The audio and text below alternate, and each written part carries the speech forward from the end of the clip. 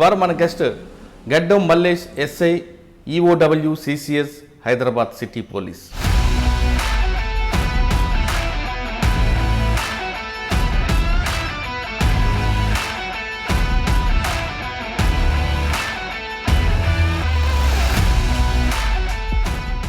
Constable తర్వాత head constable, ASI, SI. Constable అనగా head constable గారై అని పిలుపు. నేను చాలా ఇప్పుడు ఎస్ఐగా నేను సక్సెస్ కావడానికి నేను కానిస్టేబుల్ చేయడమే కరెక్ట్ అనుకుంటాను. ఓకే.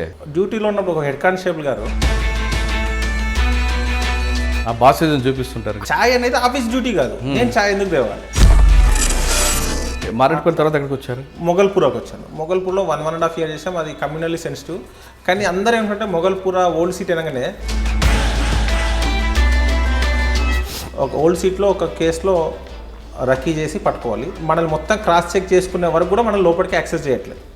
వాడు నేను వెహికల్ మీద వెళ్తే వాడు చెక్ చేసుకొని వెహికల్ నెంబర్ చెక్ చేసుకొని క్రాస్ చెక్ చేసుకొని ఎంత పర్ఫెక్ట్ ప్లాన్ చేశారంటే అంత క్రాస్ చెక్ చేసే తప్ప నాకు వాడు యాక్సెస్ ఇవ్వలేదు. టాస్క్ ఫోర్స్లో ఇంకే మంచి కేసులు గుర్తున్నాయి. సిసిఎస్లో ఒక పెద్ద కేసు జరిగింది. అక్యూజ్డ్ పోలీస్ ఆఫీసర్స్ పేరు చెప్పుకొని వాడు ఇల్లీగల్ యాక్టివిటీస్ చేస్తున్నాడు. మహారాష్ట్ర పూణే. ఆ బిల్డింగ్ చూస్తే ఏం అర్థం అవట్లేదు, ఎంత హై సెక్యూరిటీ బిల్డింగ్ ఉంది.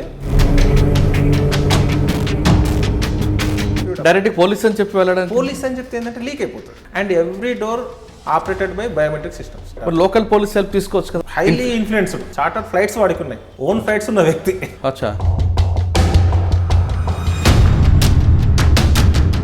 బండిలో తోసైనా వెళ్ళిపోవాలి, బండి ఇంకేం మాట్లాడద్దని చెప్పేసి ఆడ దిగా నేసుకొని వస్తే ఇంకా చేజింగ్, ఇంకా మా ఆయనక వెహికల్స్ వస్తూ ఉన్నాయి. సాధారణంగా ఒక క్రైమ్ జరిగింది, ఒక సైబర్ క్రైమ్. పోలీస్ స్టేషన్ రాకుండా ఇప్పుడు ఒక కాల్ సెంటర్ నెంబర్ వచ్చింది. ఏ విధంగా అప్రోచ్ అవ్వాలి?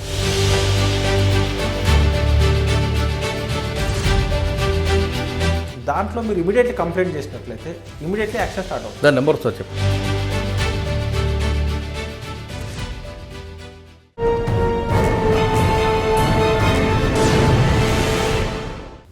Welcome to crime diaries. ఈ వారం మన guest Gaddam Mallesh, SI, EOW CCS, Hyderabad city police. సిసిఎస్లో ఈఓడబ్ల్యూలో పనిచేస్తున్న గడ్డం మల్లేష్ గారికి తన విభాగం కన్నా సైబర్ క్రైమ్ అంటే చాలా విపరీతమైన ఇష్టం. దానికోసం ఆయన ఒక ప్రత్యేక ఛానల్ ఓపెన్ చేయడంతో పాటు ప్రజలకి సైబర్ క్రైమ్ పట్ల అవగాహన కల్పించడం, సైబర్ క్రైమ్ బారిన పడకుండా ఎప్పటికప్పుడు టిప్స్ విడుదల చేయడం ఆయనకు ఒక పెద్ద హాబీగా మారింది. ప్రభుత్వం సహకరించినా సహకరించిపోయినా తన వంతు కృషిగా ఆయన సైబర్ క్రైమ్లో ఎవరు ఎలాగ పడకుండా, సైబర్ క్రైమ్లో ఎలాంటి నేరాలు వస్తుంటాయి, ఆ నేరాల బారిన పడకుండా ప్రజలకి ఒక టిప్స్ విడుదల చేస్తుంటారు. అలాంటి వ్యక్తి ఈ వారం మన గెస్ట్. సాధారణంగా ఇప్పుడున్న పరిస్థితుల్లో సైబర్ క్రైమ్ అనేది విపరీతంగా పెరుగుతుంది. దేశవ్యాప్తంగా ఎక్కువగా జరుగుతున్న నేరాల్లో సైబర్ క్రైమ్ మొట్టమొదటి స్థానంలో కనిపిస్తుంది. ఇంకా రాబోయే కాలంలో దాని పరిస్థితి చాలా తీవ్రంగా ఉండే అవకాశాలు ఉన్నాయి. కాబట్టి ప్రజలందరూ కూడా పోలీస్ స్టేషన్కి వెళ్లకుండా ముందు తమకు తనముగా రక్షించుకోవడానికి, సైబర్ క్రైమ్ బారిన పడకుండా ఉండడానికి ఆయన చేస్తున్న కృషిని మనం ఒకసారి ఆయనకి అడిగి ఎందుకు ఆ సైబర్ క్రైమ్ మీద ఎక్కువగా ఫోకస్ చేశారు, ఆయన చేస్తున్న కృషి వల్ల ప్రజలకు ఎలాంటి ఉపయోగం ఉంది, వాటితో పాటు ప్రజలకి ఎలాంటి టిప్స్ ఇస్తారు విషయాన్ని మనం మల్లేష్ గారిని తెలుసుకుందాం. మల్లేష్ గారు నమస్తే అండి. నమస్తే. మల్లేష్ గారు, ఫస్ట్లో ట్రెడిషనల్ క్రైమ్ ఉండేది, దాని తర్వాత మీరు పనిచేస్తున్న ఎకనామిక్ ఎఫెన్స్ వింగ్ ఉండేది, అంటే వైట్ కాలర్స్ ఎఫెన్స్ ఎక్కువగా ఉండేది. Yes sir. తర్వాత అది సైబర్ క్రైమ్కి వచ్చింది సార్. ఇంకా రాబోయే కాలంలో సైబర్ క్రైమ్ అనేది విపరీతంగా పెరిగే అవకాశం కనిపిస్తుంది. ఆ స్టాటస్ చూస్తున్నా, ఎందుకంటే నెట్ విపరీతంగా రావడంతో వాడు ఎక్కడో కూర్చుంటాడు, వాడు క్రైమ్ చేస్తుంటాడు. ఇక్కడ అమాయకులు రెండు విషయాలుగా, ఒకటి అత్యాస అవ్వచ్చు, రెండు అమాయకత్వం, రెండింటిలో పడి మోసలిపోతుంటారు. ఒకసారి వాడు ట్రాప్లో పడిన తర్వాత వాళ్ళని చేసేది లేదు, వెంటనే పోలీసులు రావడం చేస్తుంటారు. కానీ మీరు ఎకనామిక్ ఎఫెన్స్ వింగ్లో పనిచేస్తూనే, అంటే మీకు సంబంధం కాని విభాగంలో కూడా, అంటే మీ డిపార్ట్మెంట్తో పాటు సైబర్ క్రైమ్ పట్ల ఎక్కువగా మీకు ఇంట్రెస్ట్ చూపించడం ఎందుకు చూపించాల్సి వస్తుంది ఒకటి. రెండవది, కేసు నమోదవ్వడం, ఇన్వెస్టిగేషన్, రికవరీ కాకుండా ముందే పోలీస్ స్టేషన్ రాకుండా పబ్లిక్ అవేర్నెస్ తీసుకురావడం చాలా ఇంపార్టెంట్. బేసిక్ పోలీసింగ్ చెప్పేది అదే చెప్తుంటుంది. అంటే మీరు చేస్తున్న ఈ కార్యక్రమంలో పబ్లిక్ ఎలాంటి టిప్స్ ఇస్తున్నారు, ఎక్కువగా ఏ తరహా నేరాలు జరుగుతున్నాయి, అంటే హనీ ట్రాప్ అవ్వచ్చు, లేదా జాబ్ ఫ్రాడ్ అవ్వచ్చు, ఫేక్ కాల్ సెంటర్స్, లేదా ఫిషింగ్ అవన్నీ రకరకాలు కనిపిస్తుంటాయి. ఎక్కువగా ఏది అంటే యువకులు కానీ, పెద్ద మత్స్యకారులు కానీ, అమ్మాయిలు కానీ ఎందులో ఎక్కువ ట్రాప్ పడుతున్నారు, ఆ ట్రాప్ పడకుండా ఉండాలంటే టిప్స్ ఏంటి? ఈ ప్రశ్నకు సమాధానం చెప్పే ముందు గడ్డం మల్లేష్ గారి యొక్క కుటుంబ నేపథ్యం, పోలీసు యూనిఫామ్ ఎందుకు వేసుకోవాలనుకున్నా చెప్పండి. సార్ నా పేరు గడ్డం మల్లేష్. మా స్వస్థలం వచ్చేసి ప్రస్తుతం కామారెడ్డి జిల్లా బిక్నూర్ మండలం, బిక్నూర్ గ్రామంలో ఉంటాం.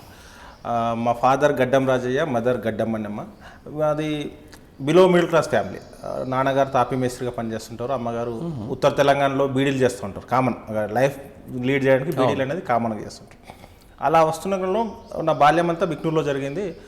బిక్నూర్లో హై స్కూల్లో ఉన్నప్పుడు ఎన్సీసీ అనేది మా స్కూల్లో ఉన్నప్పుడు మా మ్యాథ్స్ టీచర్ నాగభూషణం గౌడ్ గారు, ఆయన ఎన్సీసీలో మాకు ఇన్ఛార్జ్ కాబట్టి ఆయన పోలీస్ యూనిఫామ్ వేసుకొని 15th ఆగస్ట్ 26 జనవరి రోజు ఆయన పరేడ్కి వచ్చేది. ఆయన చూసినప్పుడు అరే మనం కూడా ఒక యూనిఫామ్ వేసుకోవాలి, మనం కూడా ఒక ఆఫీసర్ లాగా ఉండాలని చెప్పేసి అప్పటి నుంచి ఆ మైండ్లో పడింది. తర్వాత ఇంటర్మీడియట్ అయిపోయింది, పీజీ అయిపోయింది, నిజాం కాలేజ్లో పీజీ చేయడం జరిగింది.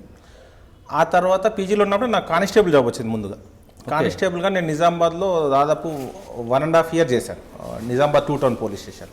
ఎవరండి అప్పుడు మీకు? అప్పుడు మాకు ఎస్పీ గారు రాజేష్ కుమార్ సార్, ప్రస్తుతం ఇంటెలిజెన్స్లో ఉన్నారు. ఆ సార్కి మేము ఎప్పుడు రుణపడి ఉన్నాం. ఎందుకంటే ఆ టైంలో ఆ సార్ ఫస్ట్ పోస్టింగ్ నిజామాబాద్ ఎస్పీగా. అప్పుడు మాకు ఏం చెప్పారంటే, మా ఫస్ట్ నేను నైట్ పెట్రోలింగ్లో ఉన్నప్పుడు సార్ వచ్చి ఆపి నువ్వు ఏం చదువుకున్నావు అని అడిగారు. సార్ నేను పీజీ సార్ అంటే, నువ్వు పీజీ చేస్తూ కానిస్టేబుల్ ఎందుకు చేస్తున్నావు? పీజీ చదివిన వాడి కానిస్టేబుల్ ఎందుకు చేస్తున్నావు? నువ్వు గ్రోత్ రావాలి, డెవలప్ కావాలి, అందరూ అప్గ్రేడ్ కావాలని చెప్పేసి అందరికీ నెక్స్ట్ డే సెట్ కాన్ఫరెన్స్లో అనౌన్స్మెంట్ చేశారు. ఎవరైతే అప్పుడు ఎస్ఐ నోటిఫికేషన్ పడింది 2009లో, ఎస్ఐకి అపియర్ కావాలనుకున్న కానిస్టేబుల్స్ ఎవరున్నా కూడా మీరు అప్లికేషన్ పెట్టుకోండి, 45 days మీకు లీవ్ శాంక్షన్ చేస్తున్నారని అఫిషియల్గా చెప్పేశారు. 45 days లీవ్ శాంక్షన్ చేస్తుంటే దాదాపు అందరము కానిస్టేబుల్ నుండి ఎస్ఐగా ప్రిపేర్ అయ్యే అందరూ లీవ్ పెట్టుకొని హైదరాబాద్కి వచ్చి ఎవరికి ఉన్న సోర్సెస్లో వాళ్ళు కోచింగ్ తీసుకోవడం వల్ల జాబ్ వచ్చింది. ఆ బ్యాచ్లో నిజామాబాద్లో కానిస్టేబుల్గా పనిచేసిన 12 మంది ఎస్ఐలుగా సెలెక్ట్ అయ్యారు. అంటే ఈ 12 మంది రాజేష్ కుమార్ సార్కి రుణపడి ఉన్నాం. ఆ రోజు సార్ అఫిషియల్గా లీవ్ ఇవ్వకపోతే మేము మాకు అంత స్కోప్ ఉండేది కాకపోవచ్చు, లేదా 12 మందిలో 2-3 సెలెక్ట్ అయ్యేవారు కావచ్చు. అందరికీ ఛాన్స్ వచ్చిందంటే రాజేష్ కుమార్ సార్ యొక్క ఆయన యొక్క మంచితనం ఈరోజు ఆయనకే ఇవ్వాలి. మీ ఛానల్ ద్వారా సార్కి థ్యాంక్స్ చెప్పుకోవడానికి అవకాశం వచ్చింది సార్. అది నిజంగా ఆ విధంగా ప్రోత్సహించే ఆఫీసర్లు ఉండడం కూడా చాలా అరుదండి. ఎస్, అంటే ఎవరు డ్యూటీ వాళ్ళు చేస్తారు, కానీ కింద స్థాయిలో ఆ స్కిల్స్ గుర్తించడం, వాళ్ళకి కోఆపరేట్ చేయడం అనేది గ్రేట్. అది ఎస్. ఆ తర్వాత ఆయన ఎక్కడ పని చేసినా ఒక మార్క్ ఉంది రాజేష్ కుమార్ గారు. ఇప్పుడు ఇంటెలిజెన్స్లో కూడా ఆ సార్కి ఒక నేమ్, ఒక బ్రాండ్ ఉన్నది. చాలా టెరిఫిక్గా చూసాడు నిజామాబాద్లో ఫస్ట్ పోస్టింగ్లో. అందరికీ తెలిసిన విషయం. రకరకాల అప్పుడు కొంతమంది ఆ పొలిటిషియన్స్ గొడవ కూడా జరిగింది. ఎవరిని వదిలే ప్రసక్తి లేదు, చట్టం తన పని తను చేయాల్సిందని చేసిన అటువంటి వ్యక్తి. ఆ తర్వాత నాకు 2009లో సబ్ ఇన్స్పెక్టర్ జాబ్ వచ్చింది. ట్రైనింగ్ తర్వాత మారేడుపల్లి పోస్టింగ్ చేశాను. మారేడుపల్లిలో ఫస్ట్ పోస్టింగ్ చేశాము. మారేడుపల్లి తర్వాత మొగల్పుర ఒక 1.5 years చేసిన టాస్క్ ఫోర్స్ చేశాను. అంటే మీరు కానిస్టేబుల్గా డిపార్ట్మెంట్కి వచ్చినప్పటికీ ఒక పరిస్థితి ఉంటుంది. ఆఫీసర్స్ మీకు immediate boss ASI, head constable ఈ విధంగా ఉంటుంది. ఎస్ఐ అయ్యారు అంటే అందరూ ఒకేలాగా ఉంటారని అనరు, కానీ కానిస్టేబుల్ తర్వాత హెడ్ కానిస్టేబుల్, ఏఎస్ఐ, ఎస్ఐ, ఇది ఎస్. ఓకే, కానిస్టేబుల్ అనగానే హెడ్ కానిస్టేబుల్ గారై అని పిలుపు, ఇది ఇటువంటి కొంత కల్చర్ ఉండేది ఒకప్పుడు.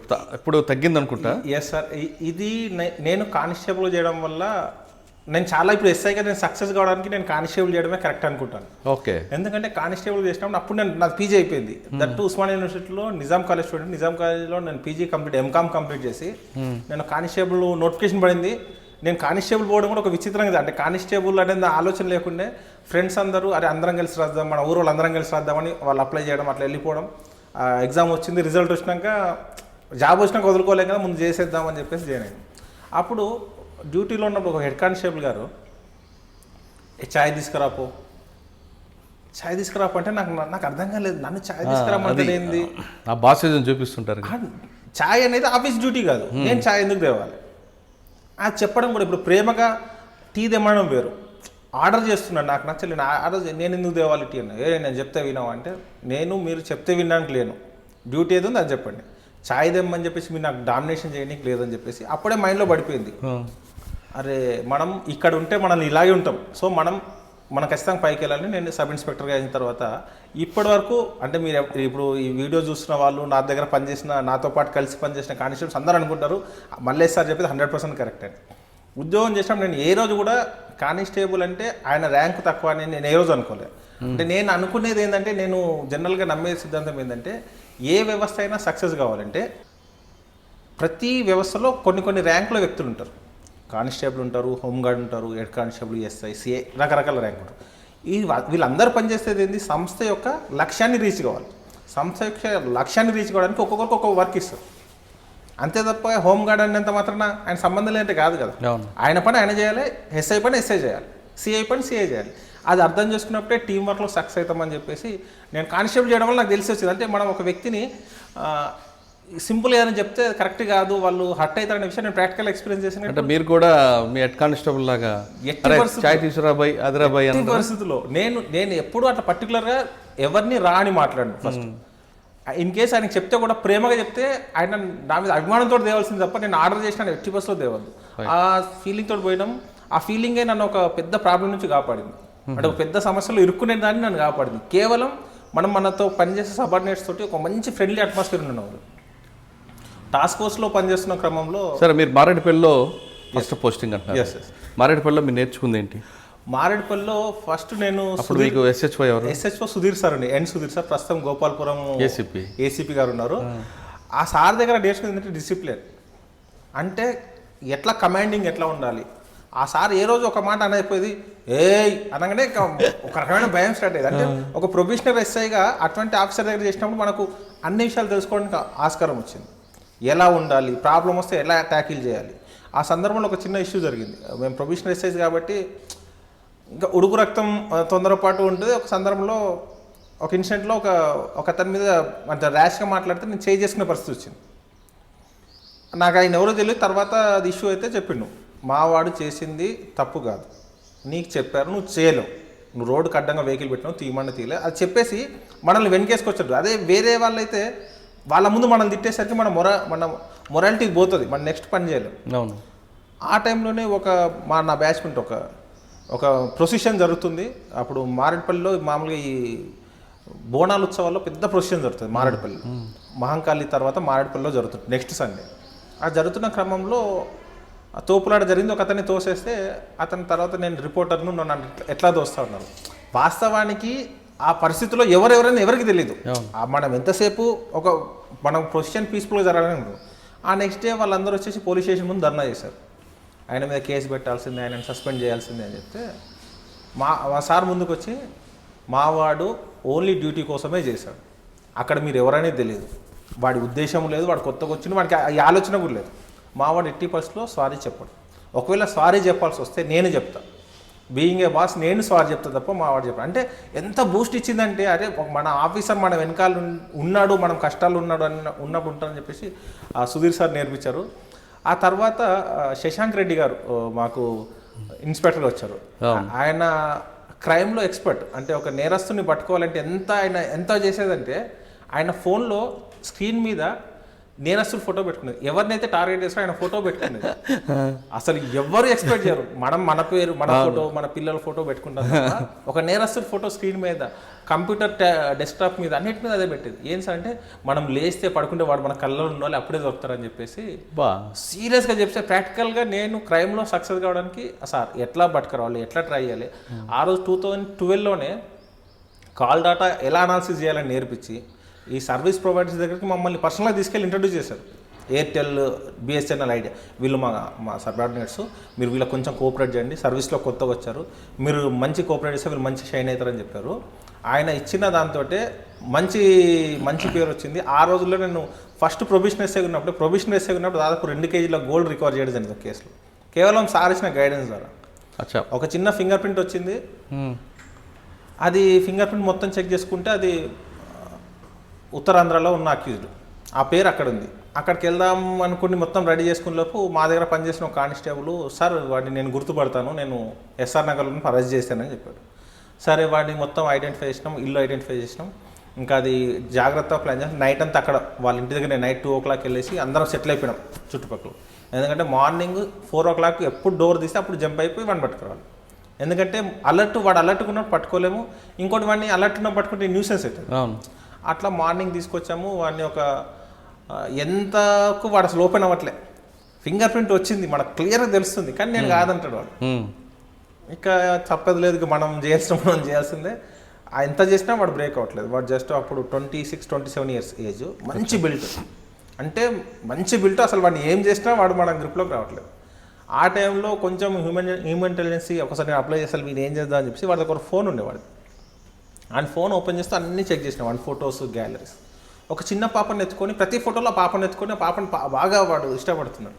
ఎవరు అని మా కోడలు సార్ అంటే, కోడలు అంటే ఎట్లా అంటే మా చెల్లె వాళ్ళ.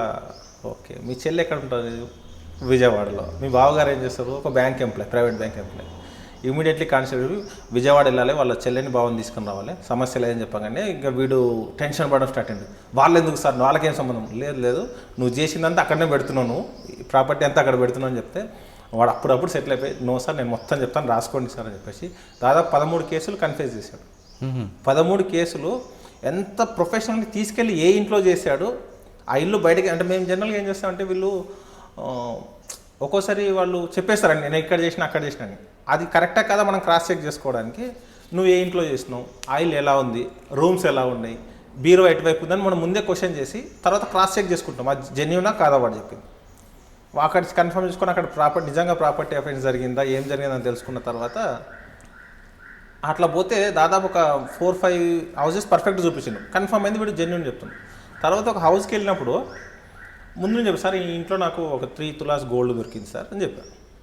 మనం ఆ లోకల్ పోలీస్ స్టేషన్లో పోయి ఎఫ్ఐఆర్ కలెక్ట్ చేసుకుంటే ఆడ 1 lakh క్యాష్ పోయిందని కూడా రాశారు. 1 lakh క్యాష్ పోయింది అంటే వీడేమో 3 తులాస్ చెప్తున్నావు, మేము ఏమంటున్నట్టు వీడు అబద్ధం, జనరల్గా అదే అనుకుంటాం కదా సార్, దొంగవాడు అబద్ధం చెప్పినని.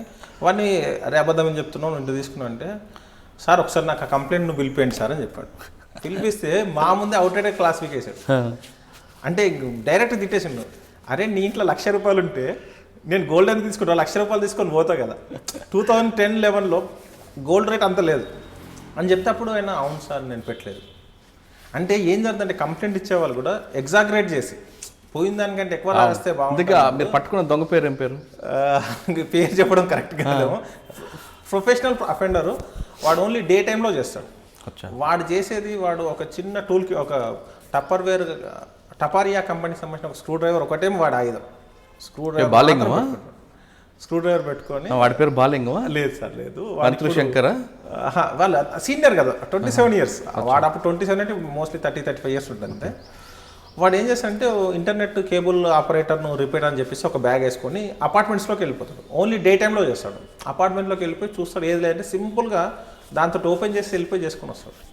ఆ ప్రాపర్టీ అంతా ఒకే దగ్గర అమ్ముతాడు వాడు. ఇంకా మనకి వాడు ఓపెన్ అయిపోయింది ఎందుకంటే మా సిస్టర్ని తీసుకొస్తారని చెప్పేసి ఉన్న విషయాలన్నీ చెప్తే దాదాపు 2 kg గోల్డ్ రికవర్ అయింది సార్. అంటే ఫస్ట్ ప్రొబిషనరీ టైంలో అది చేయడం చాలా నాకు ఒక ఉత్సాహాన్ని తీసుకొచ్చు. అంటే మనం సిస్టమేటిక్ చేస్తే చేయొచ్చు. అప్పుడున్న inspector sir Shashank Reddy sir చేసిన దానివల్ల చేసాము. తర్వాత ఒక మర్డర్ అయింది, అప్పుడు ఒక బ్రూటల్ మర్డర్ అయింది. ఆ మర్డర్ కేసులో కూడా ప్రొబిషనరీ ఎస్ఐగా ఉన్నప్పుడు ఫస్ట్ టైం అస్సాం అతను మర్డర్ చేసి అస్సాం వెళ్ళిపోతే ఫ్లైట్లో పంపించారు. ఒక ఫస్ట్ టైం ఫ్లైట్ ఎక్కుతున్నాం ఫీలింగ్, అది అఫిషియల్ కెపాసిటీలో పోతున్నాం. డబ్బులు పెట్టుకొని ఎవరైనా పోవచ్చు ఫ్లైట్ ఎక్కడం, కానీ అఫిషియల్ కెపాసిటీలో పోవడం. అస్సాం వెళ్ళి వాడిని అక్కడ ట్రేస్ కాకపోతే మళ్ళీ రిటర్న్ వచ్చి ముంబైలో ఉంటే ముంబై నుంచి వెళ్ళి తీసుకొచ్చినప్పుడు ఆ నేరస్తుడు పట్టుకోగానే వాడు చెప్పిండు మీరు గ్రేట్ సార్ అని చెప్పి సింపుల్గా. జనరల్గా మనం అప్రిషియేషన్స్ ఎక్కడి నుంచో రావడం వేరు, ఎవడైతే ప్రాబ్లం ఫేస్ చేసినా వాడు అప్రిషియేట్. ఎందుకంటే నేను నా నేటివ్ వచ్చేసి అస్సాం, నేను హర్యానాలో జిందన్ ఏరియాలో ఒక అడవిలో ఒక కోళ్ళ ఫామ్లో నేను పని చేసుకుంటున్నాను, మీరు వచ్చి పట్టుకురంటే గ్రేట్ సార్. నా దగ్గర ఫోన్ లేదు ఏం లేదు, వాడి దగ్గర ఫోన్ కూడా లేదు సార్. వాడి ఫోన్ లేదు. చంపేసినప్పుడు నేరస్తుడి ఫోన్ ఎవరైతే చనిపోయాడో అతను ఫోన్ తీసుకెళ్ళి ఢిల్లీలో డబ్బులు లేకపోతే ఢిల్లీలో ఒకటి కమ్మేసి వెళ్ళిపోయాడు. మనం ట్రై చేస్తే ఎవడు కొనుక్కుంటే వాడే దొరికింది. ఆ లక్కీగా అదంతా చేసిన టైంలో అరే వీడు ఫలానా దగ్గర ఉంటాడు నాకు తెలుసు సార్ అంటే నైట్ 3 o'clock వెళ్ళి ఆ ఫారెస్ట్లో లైట్ అంటే అప్పుడు ఎట్లా ఉంటే ప్రొవిజన్ ఇస్తాయి కాబట్టి ఖచ్చితంగా మనం సాధించాలి. ఎందుకంటే అంతకుముందే అస్సాం పోయేసినాం, ఫ్లైట్లో పోయినాం, ఆ డబ్బులన్నీ ఖర్చు అయినాయి అంటే మనం సక్సెస్ కాలేదు. సో సక్సెస్ కావాలని అక్కడికి వెళ్ళేసి వాడిని పట్టుకుని అదే ఇంత అడవిలో వస్తారని నేను కళలో కూడా ఊహించుకోలేదు సార్, ఇంత అడవిలోకి వచ్చి పట్టుకుంటారని నేను కళలో కూడా ఊహించుకోలేదు సార్, గ్రేట్ అని ప్రెస్ మీట్లో చెప్పాడు వాడు. ఓకే, అప్పుడు డీసీపీ గారు ప్రెస్ మీట్ పెడితే ప్రెస్ మీట్లో సార్ చెప్పారు సార్ మీ ఎస్ఐ గారు నేను ఎక్స్పెక్ట్ చేయలేదు సార్ అంటే తెలంగాణ పోలీస్కి అంత వెయిట్ ఉంది. అంటే మన హైదరాబాద్ పోలీసు అప్పుడు అస్సాం వెళ్ళినప్పుడు వాళ్ళు అరే మర్డర్ కేసు కోసం ఇంత దూరం ఎందుకు వచ్చారని చెప్పారు. మర్డర్ కేసు కోసం ఇంత దూరం చనిపోయిన పొలిటీషియనా లేకపోతే బిజినెస్ మ్యాన్ అంటే కాదు, ఒక చిన్న ఒక ప్రైవేట్ ఎంప్లాయీ. దానికి ఎంత దూరం వచ్చారు ఎందుకంటే అంటే మా దగ్గర ఏజ్ జరిగినా ఖచ్చితంగా ఒక కన్క్లూజన్ తీసుకురావాల్సిందే, వదిలేసే ప్రసక్తి ఉందని చెప్పి తీసుకొచ్చాను. ఓకే, మారేడుపల్లి తర్వాత ఎక్కడికి వచ్చారు? మొగల్పూర్కి వచ్చాను. మొగల్పూర్లో 1.5 years చేసాం. అది కమ్యూనల్లీ సెన్సిటివ్. కానీ అందరూ ఏంటంటే మొగల్పూర ఓల్డ్ సిటీ అనగానే నువ్వు ఎట్లా ఉంటావు, ఓల్డ్ సిటీలో ఉద్యోగం ఎట్లా ఇస్తారు, డేంజర్ కదా, అక్కడ రౌడీ షీటర్స్ ఉంటారు, లేకపోతే ఇదంతా ఉంటుంది అని అనుకున్నాం. కానీ నాకు మొగల్పూరలో పరిచయమైన వ్యక్తులు ఇప్పటికి కూడా ఒక మంచి ఫ్రెండ్స్గా ఉన్నారు. అంటే కమ్యూనిటీతో సంబంధం లేదు సార్. అంటే బయట వాళ్ళకే కమ్యూనిటీ హిందూ ముస్లిం అని ఉంటుంది, కానీ ఒకసారి అక్కడికి వెళ్ళిన తర్వాత ఎవరి పని వాళ్ళు చేసుకుంటారు. అక్కడ పండగలు కూడా హిందూ పండుగలు అయితే ముస్లిమ్స్ అందరు భోజనాలు ఇంట్లోకి వెళ్ళడం, రంజాన్కి ఇఫ్తార్ పార్టీలకి హిందువులను పిలవడం, ఒక మంచి కల్చర్ ఉంటుంది. బయట నుండి చూసే వాళ్ళకి ఓల్డ్ సిటీ అనగానే ఒక నెగిటివ్ ఇంపాక్ట్ తీసుకొస్తున్నారు. బట్ అదైతే లేదు. ఇప్పటి వరకు కూడా నాకు ఇప్పటికీ అక్కడ ఉన్న ఫ్రెండ్స్ అక్కడ ఆ ఏరియాకి వెళ్తే ఆప్యాయంగా పిలిచి వాళ్ళ ఇంటికి పిలిచి భోజనం పిలవడం, ఫంక్షన్కి పిలవడం అనేది, ప్రతి పండగకి విష్ చేయడం, కాల్ చేసి, అది ఒక మంచి కల్చర్. అక్కడ హిందూ ముస్లిం అనే ఒక ఫీలింగ్ మైండ్లోకి పోయింది. అసలు ఇంత బాగుంటుంది రావడం ఓల్డ్ సిటీ అంటే ఏందనుకున్నాం. ఓకే, మొగల్పూర తర్వాత టాస్క్ ఫోర్స్కి వచ్చాను. ఇక్కడ సౌత్ జోన్ టాస్క్ ఫోర్స్. ఆ టాస్క్ ఫోర్స్ నాకు మల్లేష్ అనే వ్యక్తిని ఒక మంచి పొజిషన్కి ఒక ప్రత్యేకంగా తీర్చిదిద్దింది టాస్క్ ఫోర్స్. ఎంతకాలం పనిచేస్తారు? నేను దాదాపు 3.5 years చేశాను. ఎవరండి? చక్రవర్తి కోటిరెడ్డి సార్ మా ఇన్ఛార్జ్ ఉండే. Koti Reddy sir incharge, Limba Reddy sir ఉండే మెయిన్ ఆఫీస్లో. అక్కడ కోటిరెడ్డి సార్ ఇన్ఛార్జ్. నేను పోస్టింగ్ వెళ్ళే వరకు కోటిరెడ్డి సార్ నాకు తెలియదు. అక్కడికి వెళ్ళిన తర్వాత మన పనితనం చూసిన తర్వాత మనకు ఎంకరేజ్ చేయడం స్టార్ట్ చేశాడు. సార్ ఏంటంటే టాస్క్లో బయటకు వెళ్ళినప్పుడు ఏ రోజు కూడా అయిందా పని అయిందని ఏ రోజు అడగకపోయేది. ఫోన్ చేసి భోజనం చేశారా, షెల్టర్ బాగుందా, అందరినీ జాగ్రత్త చూసుకో, టీంని జాగ్రత్త చూసుకో, ప్లాన్ చేసుకొని తొందరపాటు నిర్ణయం తీసుకోకని చెప్పేది. ఆ ఎంకరేజ్మెంట్ తోటి చాలా కేసెస్ చేసినాం సార్. పెద్ద కేసులు అంటే ఎక్స్పెక్ట్ చేయని కేసులు కూడా చేయడానికి సార్ ఎంకరేజ్మెంట్ వచ్చింది. ఎక్కడికి వెళ్ళినా కూడా జరిగింది. ఎప్పుడు మెన్నుని జాగ్రత్త చూసుకోమని చెప్పడం. దానివల్ల టీం వర్క్ అక్కడ నాకు అలవాటైంది. ఎందుకంటే ఆల్రెడీ కానిస్టేబుల్ చేశాను కదా, అక్కడ మన హెడ్ కానిస్టేబుల్ మనల్ని అంటే ఎంత ఫీల్ అయినాం. సో మనం కూడా అక్కడ అంత ఫ్రెండ్లీగా ఉండాలని చెప్పేసి వాళ్ళతో ఫ్రెండ్లీగా ఉన్నప్పుడు నేను ఒక చాలా పెద్ద రిస్క్లో ఇరుక్కున్నప్పుడు నన్ను కాపాడింది ఆ టీం వర్క్. అంటే నాకు కానిస్టేబుల్స్కి ఉన్నటువంటి రిలేషన్. ఒక ఓల్డ్ సీట్లో ఒక కేసులో రక్కీ చేసి పట్టుకోవాలి. ఒక అపార్ట్మెంట్లో ఒక ప్లేస్లో ఉండడం తెలుసు, ఎక్కడనేది తెలియదు. అక్కడ వాళ్ళు పట్టుకోనికి వెళ్ళాలి. దానికి నేనే వెళ్ళాల్సిన పరిస్థితి ఏర్పడ్డది. వాళ్ళు ఏంటంటే మనము ఇన్ఫార్మర్ ద్వారా పోతుంటే మనకు వాడు ఎవడంటే మనల్ని మొత్తం క్రాస్ చెక్ చేసుకునే వరకు కూడా మనం లోపలికి యాక్సెస్ చేయట్లేదు. అంటే ఎక్కడుందో ప్లేస్ చెప్పట్లేదు. అప్పుడు మా టీం చెప్పాను, నేను వెళ్తాను, మీరు జస్ట్ నన్ను కవరింగ్లో ఉండండి, నేను మళ్ళీ మీతో మాట్లాడడానికి వీలు కాదు. సో జస్ట్ నా బిహేవియరు, నా మూమెంట్స్ బట్టి మీరు డిసిషన్స్ తీసుకోండి అని చెప్పేసాను. వాడు నేను వెహికల్ మీద వెళ్తే వాడు చెక్ చేసుకొని, వెహికల్ నెంబర్ చెక్ చేసుకొని, క్రాస్ చెక్ చేసుకొని, ఈ వెహికల్ నీది కాదు కదా, ఎవరు వెహికల్ తెచ్చినావు అన్నాడు. అంటే అంత అడ్వాన్స్గా ఉన్నారు వాళ్ళు. నేను చెప్పాను, ఈ ప్లేస్కి వస్తే నా వెహికల్ తెచ్చుకోవద్దని నేను ఫ్రెండ్ తెచ్చుకున్నాను చెప్పాను. నేను పోలీస్ అనే విషయం వాళ్ళు తెలియదు, వేరే వెహికల్ తెచ్చుకున్నాను. తర్వాత ఫోటో క్రాస్ చెక్ చేసుకున్నాడు, నా డీపీలో ఉన్న ఫోటో. ఎంత పర్ఫెక్ట్ ప్లాన్ చేశాడంటే అంత క్రాస్ చెక్ చేసే తప్ప నాకు వాడు యాక్సెస్ ఇవ్వలేదు. ఇప్పుడు నేను వీళ్ళకి అప్డేట్ చేసే పరిస్థితులు లేదు. వెళ్ళినాము, వాడు ఒక మీడియేట్ ఒక ప్లేస్లో కలిసిండు. అక్కడి నుంచి ఇంకో ప్లేస్ తీసుకెళ్ళి అక్కడ ఇంకొకరిని గెలిపించారు. అంటే వాళ్ళు అంతా ప్లాన్గా ఉన్నారు. ఫైనల్గా నేను తీసుకెళ్లాల్సిన ప్లేస్ తీసుకెళ్ళాను. కానీ నాకు మా టీంకి కమ్యూనికేట్ చేయడానికి ఆప్షన్ లేదు. ఓన్లీ నేను పోతున్న దాన్ని ఫాలో చేసుకొని రావాలి. టాస్క్ ఫోర్స్ టీమ్స్ అంటే డే అండ్ నైట్ కలిసి ఉండేవాళ్ళం కాబట్టి వాళ్ళకి బాడీ లాంగ్వేజ్ అర్థమైపోతుంది, చెప్పాల్సిన అవసరం లేదు. అట్లా వెళ్ళాం. ఓల్డ్ సిటీలో ఒక చిన్న గల్లీలోకి తీసుకెళ్ళి ఒక అపార్ట్మెంట్లోకి తీసుకెళ్ళారు. అతను అపార్ట్మెంట్లో పార్క్ చేసే వరకు మాకు వాళ్ళకి తెలుసు ఈ దీంట్లోకి వెళ్తుంది. కానీ అపార్ట్మెంట్లో ఫ్లాట్లో ఏ ఫ్లాట్ ఉన్నాడో తెలియదు. నేను వెళ్ళాను, లోపలికి వెళ్ళాను. మనం అక్కడ తీసుకెళ్ళారు, డబ్బులు తీసుకున్నారు, నేను డబ్బులు ఇచ్చాను వాళ్ళకి. నేను అటాక్ చేయాలి, బట్ ఆ పరిస్థితి నేను ఒక్కరిని అటాక్ చేసే పరిస్థితి లేదు. ఇది సినిమా కాదు, సినిమాలో అలాగా ఫైట్ చేసి అందరినీ కొట్టేసి సినిమా కాదు, మనం లైఫ్లో రియాలిటీలో జీవించాలి. అవును. సో మనం ఎంతసేపు కస్టమర్ లాగానే బిహేవ్ చేయాలి, అది చేయాలి.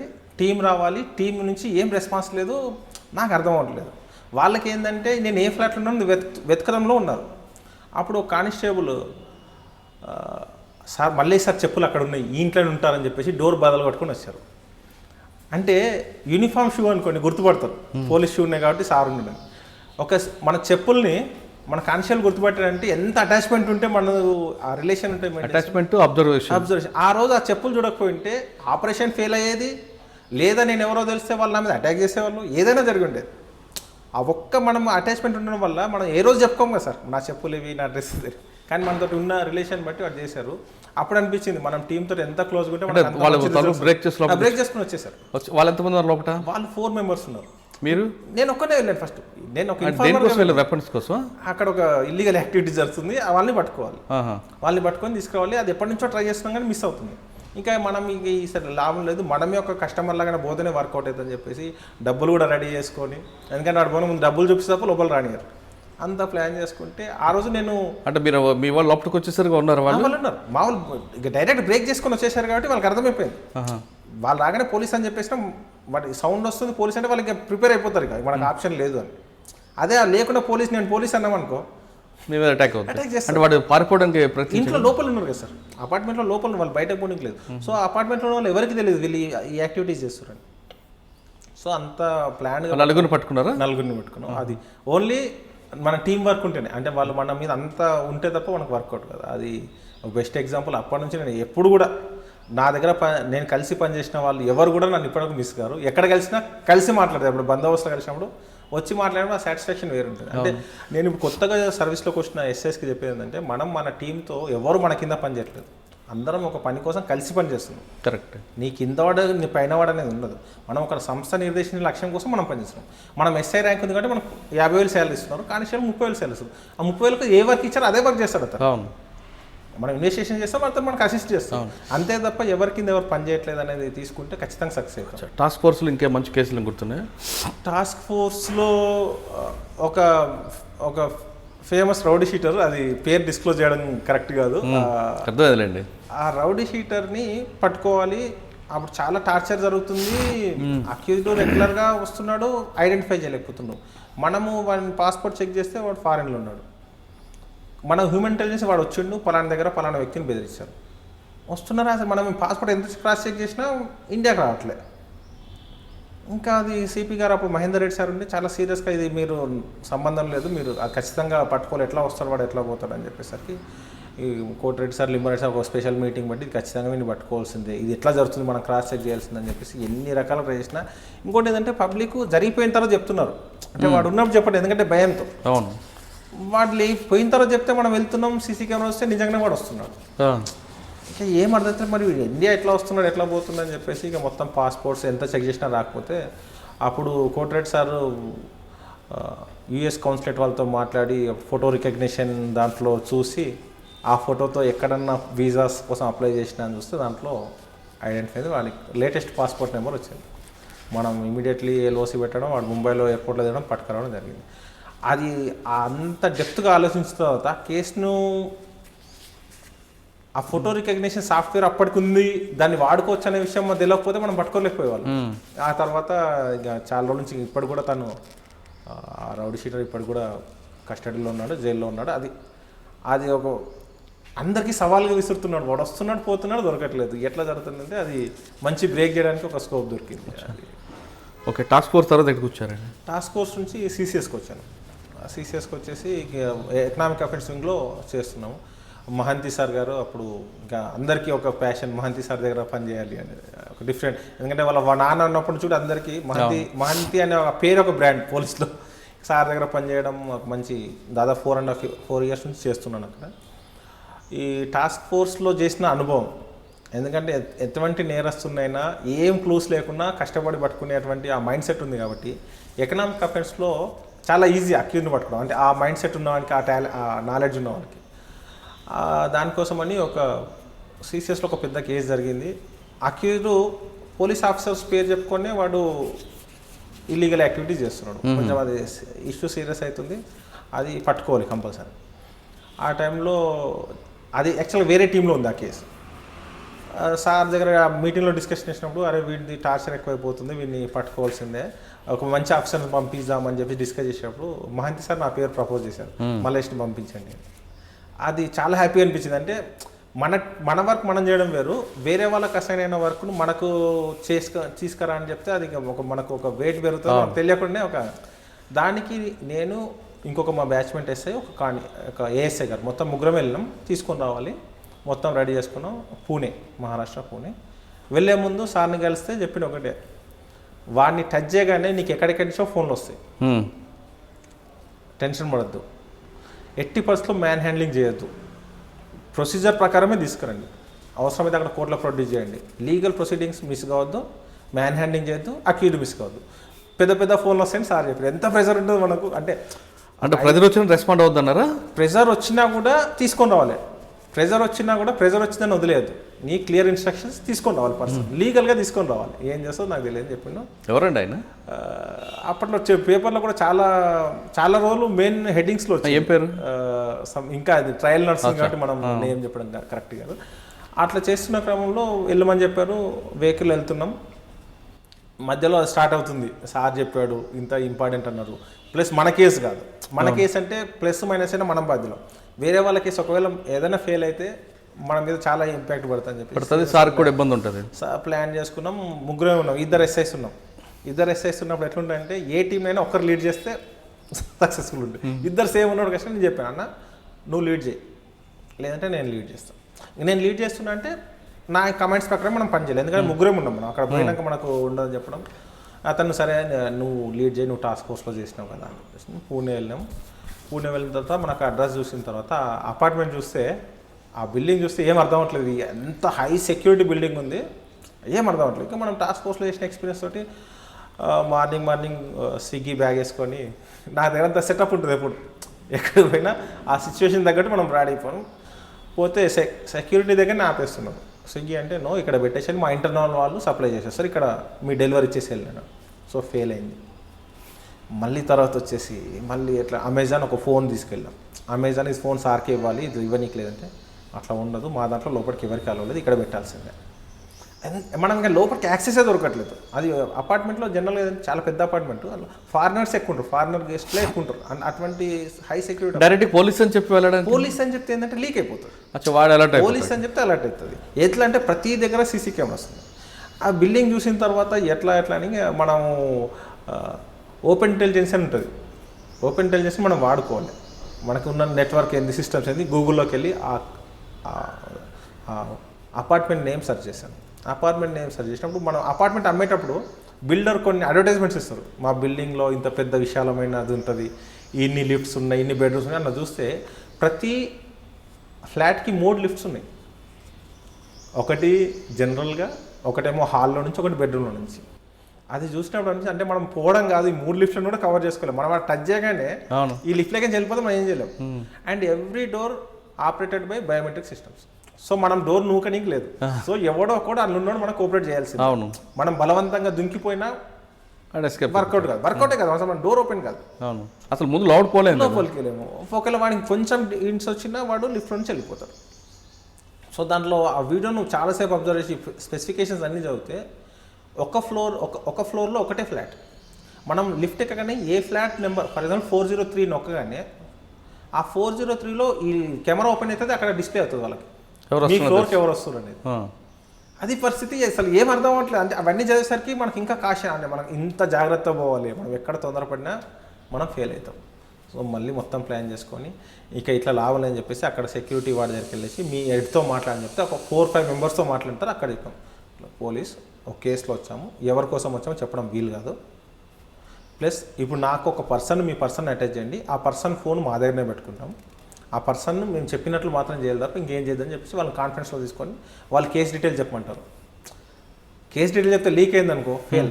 చెప్పాము సమస్య లేదు, మీకు కేసు అయితే మా దగ్గర క్లియర్గా ఉంది, no doubt at. Local police help తీసుకోవచ్చు కదా. లోకల్ పోలీస్ హెల్ప్ అంటే సార్ వాడు హైలీ ఇన్ఫ్లుయెన్స్డ్. Highly influenced. మరి సెక్యూరిటీ వాడు వాళ్ళకి చెప్పడానికి గ్యారెంటీ? మనం ఆ పర్సన్ పేరు చెప్పలేదు కదా సార్. మనం ఎవరి కోసం వచ్చినా చెప్పట్లేదు. కేసు ఉంది, ఒక పర్సన్ తీసుకోవాలి. వాళ్ళని కన్విన్స్ చేసిన తర్వాత మనం వెళ్ళాల్సింది 4th ఫ్లోర్. కానీ వాడికి 4th ఫ్లోర్ అని చెప్తే లీక్ అవుతుంది.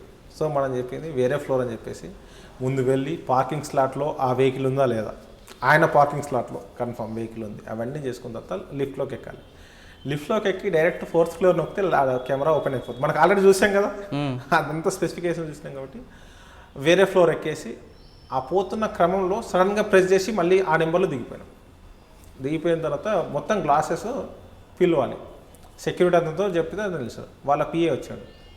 వాళ్ళ పిఏ వస్తే ఎవరంటాడు, మన దగ్గర ఆన్సర్ ఉండాలి అని అప్పుడే ప్లాన్ చేసుకొని my Rajesh high Mera NAM, my Nagpur से आया, साहब से मिलने का है, साहब बुलाया क्या? हाउ साहब बुलाया? नहीं मैं पी हूँ, मैं आपका तो शेड्यूल में नहीं है, आपका नाम नहीं है बोल रहा. नहीं मैं कल ही बात हुआ, मैं मिलने का है, एक बार बोलिए అని. ఇంకా వాడు డౌట్ తోటే పోతున్నాడు. జనరల్గా హై ప్రొఫైల్ వల్ల అపాయింట్మెంట్ అంత ఈజీగా ముందు ప్రీ ఫిక్స్డ్ లేకపోతే అక్కడికి వెళ్ళి ఆ రోజు వినాయక చవితి, ముందు రోజు వినాయక చవితి, నెక్స్ట్ డే ఆ వినాయక చవితి ఆ లోపల వినాయకుడు అవి ఉన్నాయి, పూజ చేస్తూ ఉన్నాడు. చూస్తున్నాం, ఆయన చూసి కోణయ్య అన్నాడు. అంటే ఆయన నా దగ్గర రావడానికి 3 డోర్స్ ఉన్నాయి, అవన్నీ కూడా హై సెక్యూరిటీ. అంటే అతను ఓపెన్ చేస్తే తప్ప మనం పోలేం. లాస్ట్ డోర్ దగ్గర ఆగిపోయినా మనం చేసేది ఏం లేదు, బ్రేక్ చేసిపోయేంత పరిస్థితి ఉండదు, హై సెక్యూరిటీ కాబట్టి. సో ఇంకా అతను మన దగ్గరకు వచ్చే వరకు మనం వెయిట్ చేయాలి. ఆయన ఎవరంటే క్వశ్చన్ వేయద్దు, ఎవరంటే ఆన్సర్ చెప్పాలి. నేను ఇంకంతా మీ ముగ్గురు ఉన్నారు అప్పుడు? అంటే ముగ్గురిని ఇద్దరు లిఫ్ట్లో పెట్టేశాం కదా. ఒకటి బెడ్రూమ్ నుంచి బయటకు వచ్చే లిఫ్ట్ కింద ఎక్కడ ఉందో అక్కడ ఒకరిని, లోపల హాల్ నుంచి వచ్చే దగ్గర నేను ఒక్కరినే వెళ్ళాను పైకి. నేను సెక్యూరిటీ అతను.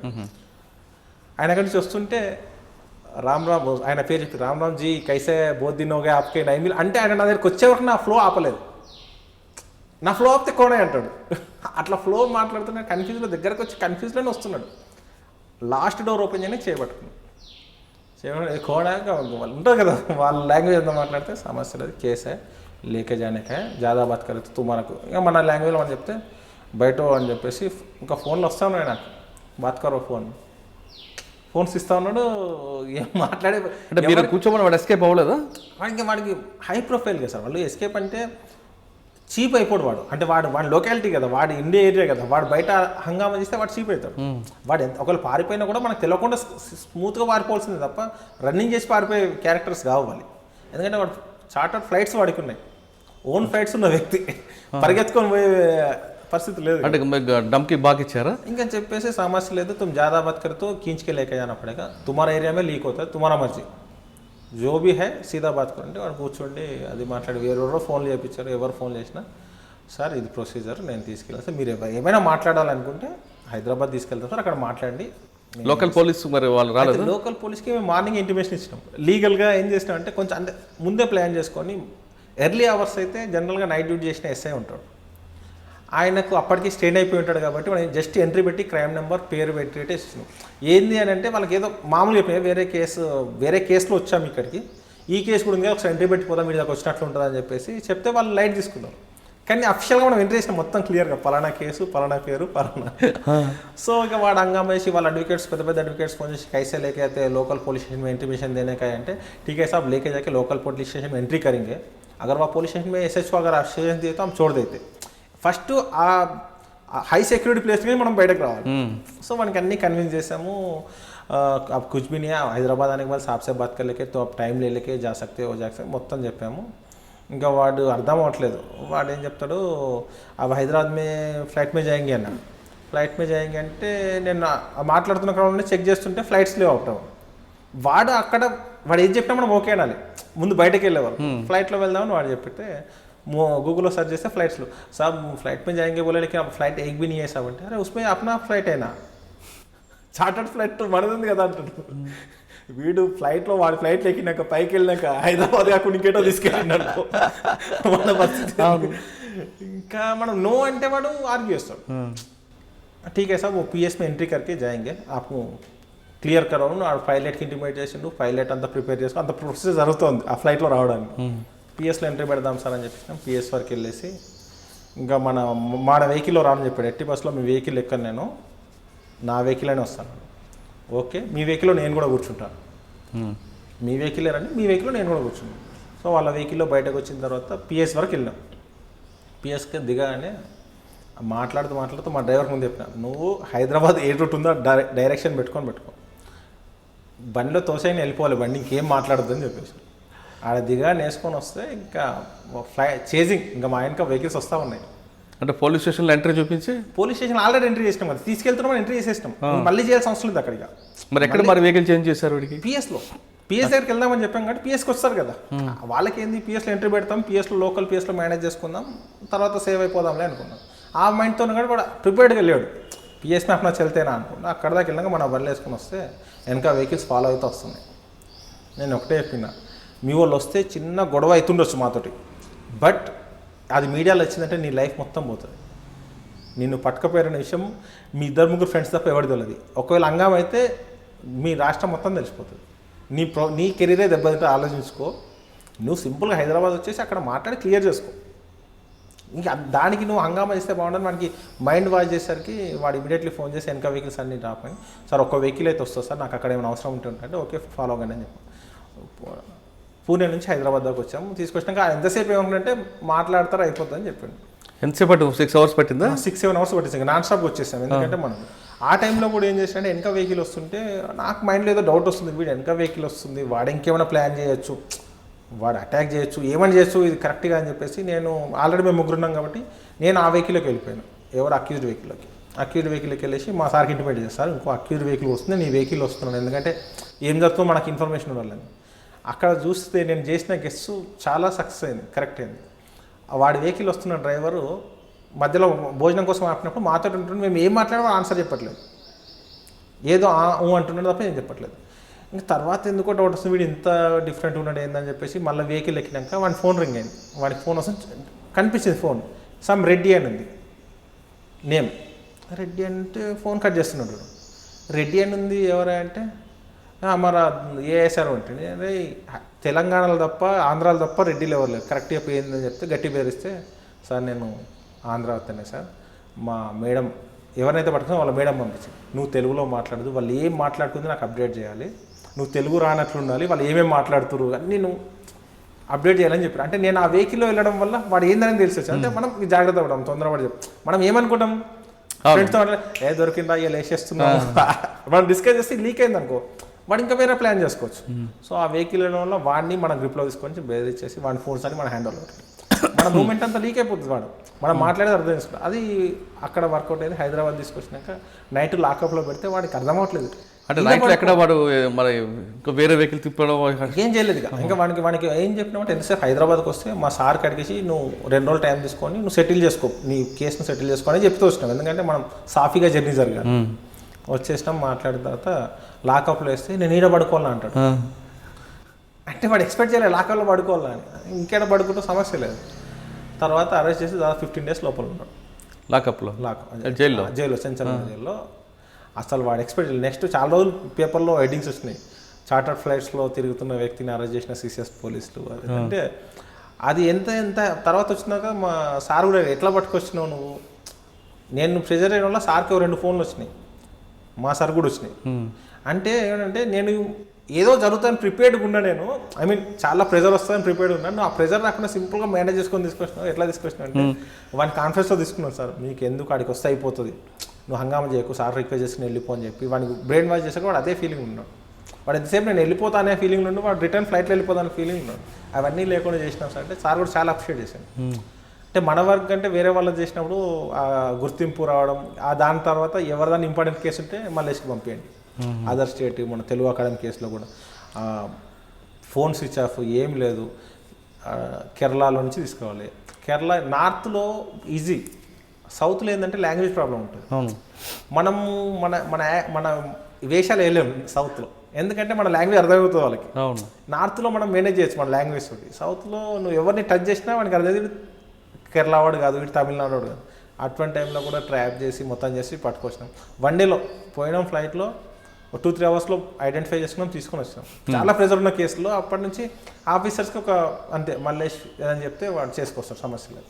కానీ ఈ కేసు మాత్రం చాలా ఇంట్రెస్ట్ ఉంది, చాలా ఇంట్రెస్ట్. అసలు మనం అంత సెక్యూరిటీ ఉన్న ఏరియాలో ఆ సెక్యూరిటీని బ్రీచ్ చేసి పోయి మళ్ళీ ఎక్కడ న్యూసెన్స్ కాకుండా, ఎక్కడ ఇష్యూ కాకుండా. జనరల్గా ఏమిటంటే హై ప్రొఫైల్ మనల్ని పట్టుకొచ్చినప్పుడు హంగామా జరుగుతుంది, ఫోన్స్ వస్తాయి, మధ్యలో ప్రెజర్ చేస్తారు, అడ్వకేట్లు వచ్చి హంగామా చేస్తారు. మనకి ఒకటే నీకు సింపుల్గా చేసేస్తాం భయ్, ఎందుకు నువ్వు అనవసరంగా ఎక్కువ చేసుకుంటే అనవసరంగా లీక్ అవుతుంది, ఆడొచ్చి మాట్లాడుకో అయిపోద్ది అని చెప్పి అంత సాఫీగా తీసుకొచ్చినాం.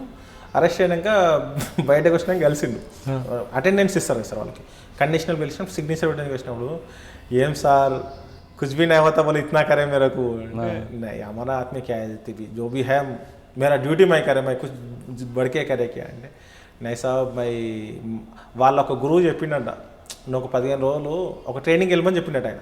ఒక ఆశ్రమంకి వెళ్ళు, ఆశ్రమం రూల్స్ చెప్పిండు ఏంటంటే ఎవరు కనపడరు, ఒక రూమ్ ఉంటుంది, జస్ట్ ఒక మనిషి ఉండేంత కిందనే పడుకోవాలి, ఫుడ్ ఇచ్చే వ్యక్తి కూడా అక్కడ పెట్టేసి వెళ్తారట, కనీసం ఒక్కసారి కూడా మాట్లాడడానికి అవకాశం ఉండదు. అట్లా 15 days ఉంటే నీకు మంచి జరుగుతుందని చెప్పేసి చెప్పిండట.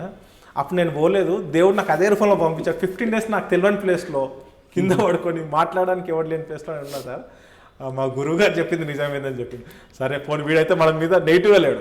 ఏంటంటే సార్ వాడు నెగిటివ్ పెట్టుకుంటే మనల్ని టార్గెట్ చేయడము ఏదంటే కొంచెం ఇప్పుడు మనం చేసేది ఉద్యోగ ధర్మంలో మనం ఏం చేయాలో చేస్తాం, కానీ వాడు మనం పర్సనల్గా అది ఉండొద్దని మనం మంచి అది చెప్తే అనుకున్నా ఓకే మా ఇంట్లో దేవుడే పంపించిండు అనుకున్నాడు. ఓన్లీ దేవుడి కథలో పడిపోయింది సంథింగ్. ఓకే, ఇక ఇది చేస్తున్న క్రమంలో ఈ సైబర్ క్రైమ్స్ వైపు ఎందుకు వచ్చామంటే మెయిన్ ఆ మధ్యకాలంలో ఫేస్బుక్స్ ఎక్కువ హ్యాక్ అయ్యింది. పోలీస్ ఆఫీసర్స్ కూడా ఫేక్ చేసి ఫ్రెండ్ రిక్వెస్ట్లు పంపించి డబ్బులు అడుగుతున్నారు. డబ్బులు అడుగుతున్న క్రమంలో ఇట్లా ఒక చిన్న క్లూస్ చెప్తూ మనం ఒక వీడియో చేశాను. సింపుల్ ఆఫీస్లో కూర్చోండి చేశాను. ఇట్లా ఫేస్బుక్లో కొత్త ఫ్రెండ్ రిక్వెస్ట్ పంపిస్తే ఎట్లా నమ్ముతాం? ఆల్రెడీ మన ఫ్రెండ్ ఉన్నాడు, మళ్ళీ ఫ్రెండ్ రిక్వెస్ట్ పంపిస్తే ఎట్లా నమ్ముతాం? ఇంకోటి ఫ్రెండ్ అనేటోడు ఫోన్ చేసి డబ్బులు అడుగుతాడు తప్ప ఫేస్బుక్లో అడిగాడు. ఇంకోటి ఫేస్బుక్ ఓపెన్ అయినప్పుడు అది ఎప్పుడు ఓపెన్ అయింది, దానికి ఎంతమంది ఫ్రెండ్స్ ఉన్నారని చూసుకుంటే అది ఫేక్ అని జెన్యూన్ అర్థమైపోతాను. కొన్ని టిప్స్ చెప్తే ఒక వీడియో చేశాను. చేసి మామూలుగా నా ఫేస్బుక్లో వాట్సాప్లో పెడితే చాలా సర్క్యులేట్ అయింది. అది అవుతున్న క్రమంలో ఇంట్లో మా వైఫ్ సుశీల, తను నా 2015లో మ్యారేజ్ అయింది, NIT వరంగల్. తను ఆమె నువ్వు చెప్పింది ఇంతమంది చూస్తున్నారు, మనం దీని ఒక కరెక్ట్ ప్లాట్ఫామ్ పెడితే ఎలా ఉంటుంది, ఒక ప్లాట్ఫామ్ క్రియేట్ చేస్తే బాగుంటుంది అని చెప్పేసి ఒక యూట్యూబ్ ఛానల్ పెడదామని చెప్పి మా వైఫ్ చెప్పింది. అప్పుడు నైట్ డిస్కస్ చేసుకున్నాం. సరే ఏం చేద్దాం అంటే నేమ్ ఒక మంచి నేమ్ పెడదాం. ఏం పెడదాం ఏదో ఆలోచన నుంచి క్రైమ్ ఫ్రీ ఇండియా అని వచ్చింది. అసలు అప్పటివరకు అసలు ఆ వర్డ్ అంటే ఆ నేమ్ ఎప్పుడు అనుకోలేదు. సడన్గా అప్పుడప్పుడు నైట్ ఆలోచన వచ్చింది, crime free India CFI crime free India అనుకోవడం, అప్పుడప్పుడు ప్లాన్ చేసుకోవడం. నైట్ ఒక మెయిల్ ఐడి క్రియేట్ చేసి ఒక అకౌంట్ ఓపెన్ చేసిన. ఆ అకౌంట్లో ఫస్ట్ వీడియో అదే పెట్టినాం, ఫేస్బుక్ హ్యాక్ అయితే ఏం చేయాలండి. దాని తర్వాత వీడియోస్ చేయడం. ఆ వీడియోస్ అంటే జనరల్గా ఏంటంటే సైబర్ క్రైమ్ జరుగుతుందని న్యూస్లో చాలా వస్తాయి. జరుగుతుందని న్యూస్లో వస్తే లాభం లేదు. అంటే ఎట్లా జరుగుతుందని మనం ముందు అవేర్నెస్ తీసుకొస్తే వాళ్ళు సేవ్ అవుతారు. అంటే prevention is better than cure. Cyber క్రైమ్స్కు దానికంటే వేరే మార్గం లేదు. ఎందుకంటే ఎంత టెక్నాలజీ పెరిగి మనం పట్టుకోవడం చాలా కష్టం, చాలా టైం టేకింగ్, మనకు కూడా శ్రమతో కూడింది, డబ్బులు ఖర్చు అయితే. మనం వేరే స్టేట్స్కి వెళ్ళి పట్టుకోవడం, వచ్చిన తర్వాత రికవర్ అవుతుందంటే రికవర్ అవుతాయని ఛాన్స్ తక్కువ. ఇంతన్నిటికీ సొల్యూషన్ అసలు మనం జాగ్రత్త పడితే బెస్ట్ కదా అని చెప్పేసి ఆ క్రైమ్ ఫ్రీ ఇండియా ఛానల్కి ఒక ట్యాగ్ లైన్ కూడా పెట్టినాం, అవగాహన పెంచుకో నిన్ను నువ్వు కాపాడుకో. అవగాహన పెంచుకో నిన్ను నువ్వు కాపాడుకునే ఆ శీర్షికతో స్టార్ట్ చేసి రెగ్యులర్గా వీడియోస్ చేయడం. ఒక 2 వీడియోస్ చేసిన తర్వాత మా జాయింట్ CP అవినాష్ మంచి సార్ని కలిసాను. సార్ ఇట్లా వీడియోస్ చేస్తున్నాను, బాగుందంటే ఓకే గుడ్, బాగుంది చెయ్యు, బట్ మనకు కొన్ని బోర్డర్స్ ఉంటే అవి దాటి ఎట్టి బస్సులు చేయొద్దు, మనం చేయొద్దంటే సార్ నేను ప్రతి చేస్తాను సార్. అప్పుడు సారు పర్మిషన్ అఫిషియల్గా లెటర్ పెట్టని చెప్తే అప్పుడు మా CP గారు సార్ దగ్గరికి వెళ్తే అంజన్ కుమార్ సార్ అప్పుడు ఆయన స్క్రూటినీ చేసి దాన్ని లీగల్ ఒపీనియన్ తీసుకొని ఛానల్ పెట్టడానికి చాలా రోజులు టైం పట్టింది. ఎందుకంటే ఇప్పటివరకు ఏ పోలీస్ ఆఫీసర్ కూడా ఒక యూట్యూబ్ ఛానల్ అఫిషియల్గా రన్ చేయట్లేదు. అవును, మనం చేయొచ్చా చేయరాదనేది ఎక్కడ చూసినా, మా సర్వీస్ రూల్స్లో చూసినా, ఎక్కడ చూసినా దానికి సంబంధించినది దొరకట్లేదు. ఏం చేయాలో అర్థమవట్లేదు. నాకేమో చేయాలని ఉంది, పబ్లిక్ అవసరం అంటే నాకు చేయాలంటే నేనేదో హైలైట్ కావాలని కాదు, కానీ ఇది అవసరం, దీనివల్ల ఎంతో కొంత యూజ్ అవుతుంది. కానీ దీన్ని మనం పోలీస్కి ఉండి అఫిషియల్గా చేయాలంటే కూడా కొన్ని ఉంటాయి అని చెప్పేసి జరుగుతున్న క్రమంలో శాస్త్రి అని ఒక రిటైర్డ్ ఆఫీసర్ దొరికాడు. అతను మన పోలీసు ఎంప్లాయీస్ సంబంధించిన అన్ని రూల్స్ మీద పర్ఫెక్ట్ ఎక్స్పీరియన్స్ ఉంది. మన CP ఆఫీస్లో అతను అవుట్సోర్సింగ్లో చేస్తున్నాను. ఆయన దగ్గరికి వెళ్ళి చెప్పేసరికి అంటే ఆయన మొత్తం సరి చేసి దీంట్లో రూల్స్ బిల్స్ ఎందుకయ్యా, నువ్వు చేస్తుంది prevention. Police primary duty prevention of crime, detection of crime. ప్రివెన్షన్లో ఇది ఒక పార్ట్, నీకు అఫిషియల్ డ్యూటీస్లో ఇది ఒక పార్ట్. సో నీకు ఏం ప్రాబ్లం లేదని ఆ గ్రౌండ్స్లో ఆయన డ్రాఫ్టింగ్ ఇచ్చాడు. ఆ డ్రాఫ్టింగ్ బేస్ చేసుకొని ఒపీనియన్ తీసుకొని sir Anjan Kumar sir permission ఇచ్చాడు, అఫిషియల్ పర్మిషన్, నువ్వు వీడియోస్ చేయొచ్చు. మన పోలీస్ ఇమేజ్ ఎక్కడ డిస్టర్బ్ కావద్దు, గవర్నమెంట్ పాలసీస్కి అగెనిస్ట్గా కాకుండా పబ్లిక్స్కి యూజ్ చెప్పండి అని చెప్తే అప్పటి నుంచి ఇక సీరియస్గా స్టార్ట్ చేసాం. ఇక తర్వాత మన CV ఆనంద్ సార్ వచ్చిన తర్వాత కూడా కలిస్తే ఓకే గుడ్, బాగా చేస్తున్నావా, ఎట్లా చేస్తున్నావు అని చెప్పి చాలా అప్రిషియేట్ చేశారు. అంటే ఒక సాటిస్ఫాక్షన్, అక్కడ మనకు పెద్ద ఆఫీసర్ ఇట్లా వెన్ను తట్టి ఇట్లా అంటే ఆ ఫీలింగ్ వేరుంటుంది, మనం కష్టమంతా పోతుంది. ఎందుకంటే మీరు చేస్తున్న ఈ కార్యక్రమంలో సైబర్ క్రైమ్ MOs ఏవి ఎక్కువ కనిపిస్తున్నాయి అంటే సార్ ఇప్పుడు మనకు హనీ ట్రాప్ కేసెస్ రిలేట్ అవుతున్న కేసెస్ రిజిస్టర్ 23 సపరేట్ MOs ఉన్నాయి. ఆ MOs కూడా డే బై డే చేంజ్ అవుతూ వస్తున్నాయి. ఇప్పుడు ట్రెండింగ్లో అంటే ఎక్కువ మంది విక్టిమ్స్ ఉన్న హనీ ట్రాప్లో నాకు యూట్యూబ్ ఛానల్ చేసినప్పుడు వాళ్ళ ప్రాబ్లమ్స్ ఉంటే క్వశ్చన్స్ అడగడానికి కామెంట్స్ పెడితే ఒక్కోసారి కామెంట్స్ అందరు చదవడానికి యాక్సెస్ ఉంటుంది. కొందరు ఇబ్బంది అంటే ఒప్పుకోరు, అంటే వాళ్ళ ప్రైవసీ బయట రావడం. సో దానికోసం ఒక మెయిల్ ఐడి ఇచ్చాం, క్రైమ్ ఫ్రీ ఇండియా 2020 అని. ఆ మెయిల్ ఐడిలో చాలా ఈ హనీ ట్రాప్ గురించి వస్తున్నాయి. సార్ నాకు ఇట్లా జరిగింది, ఏం చేయాలి.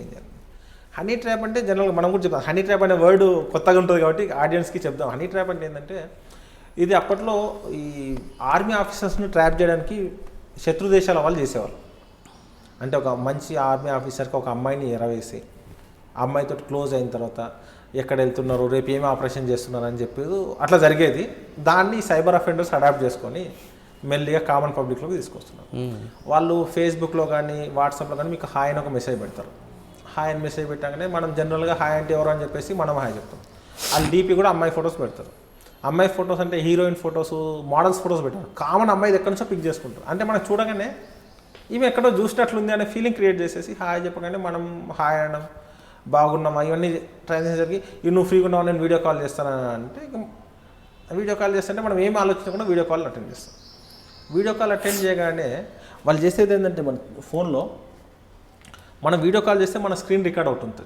మన ఫేస్ దీంట్లో పెద్ద స్క్రీన్లో కనపడుతుంది, వాళ్ళకి సంబంధించిన చిన్న స్క్రీన్లో కనిపిస్తుంది. ఇది మనం మాట్లాడుతున్న క్రమంలో వాళ్ళు రికార్డ్ చేస్తారు. రికార్డ్ చేసి ఒక 2-3 సెకండ్స్లో ఫోన్ కట్ చేసేసి మనకి ఆ వీడియో పంపిస్తారు. అంటే ఆ వీడియోలో ఏం చేస్తారు, ఆ అమ్మాయి న్యూడ్గా ఉంటుంది. ఫస్ట్ ఫోన్ అటెండ్ చేయగానే న్యూడ్గా కనపడుతుంది.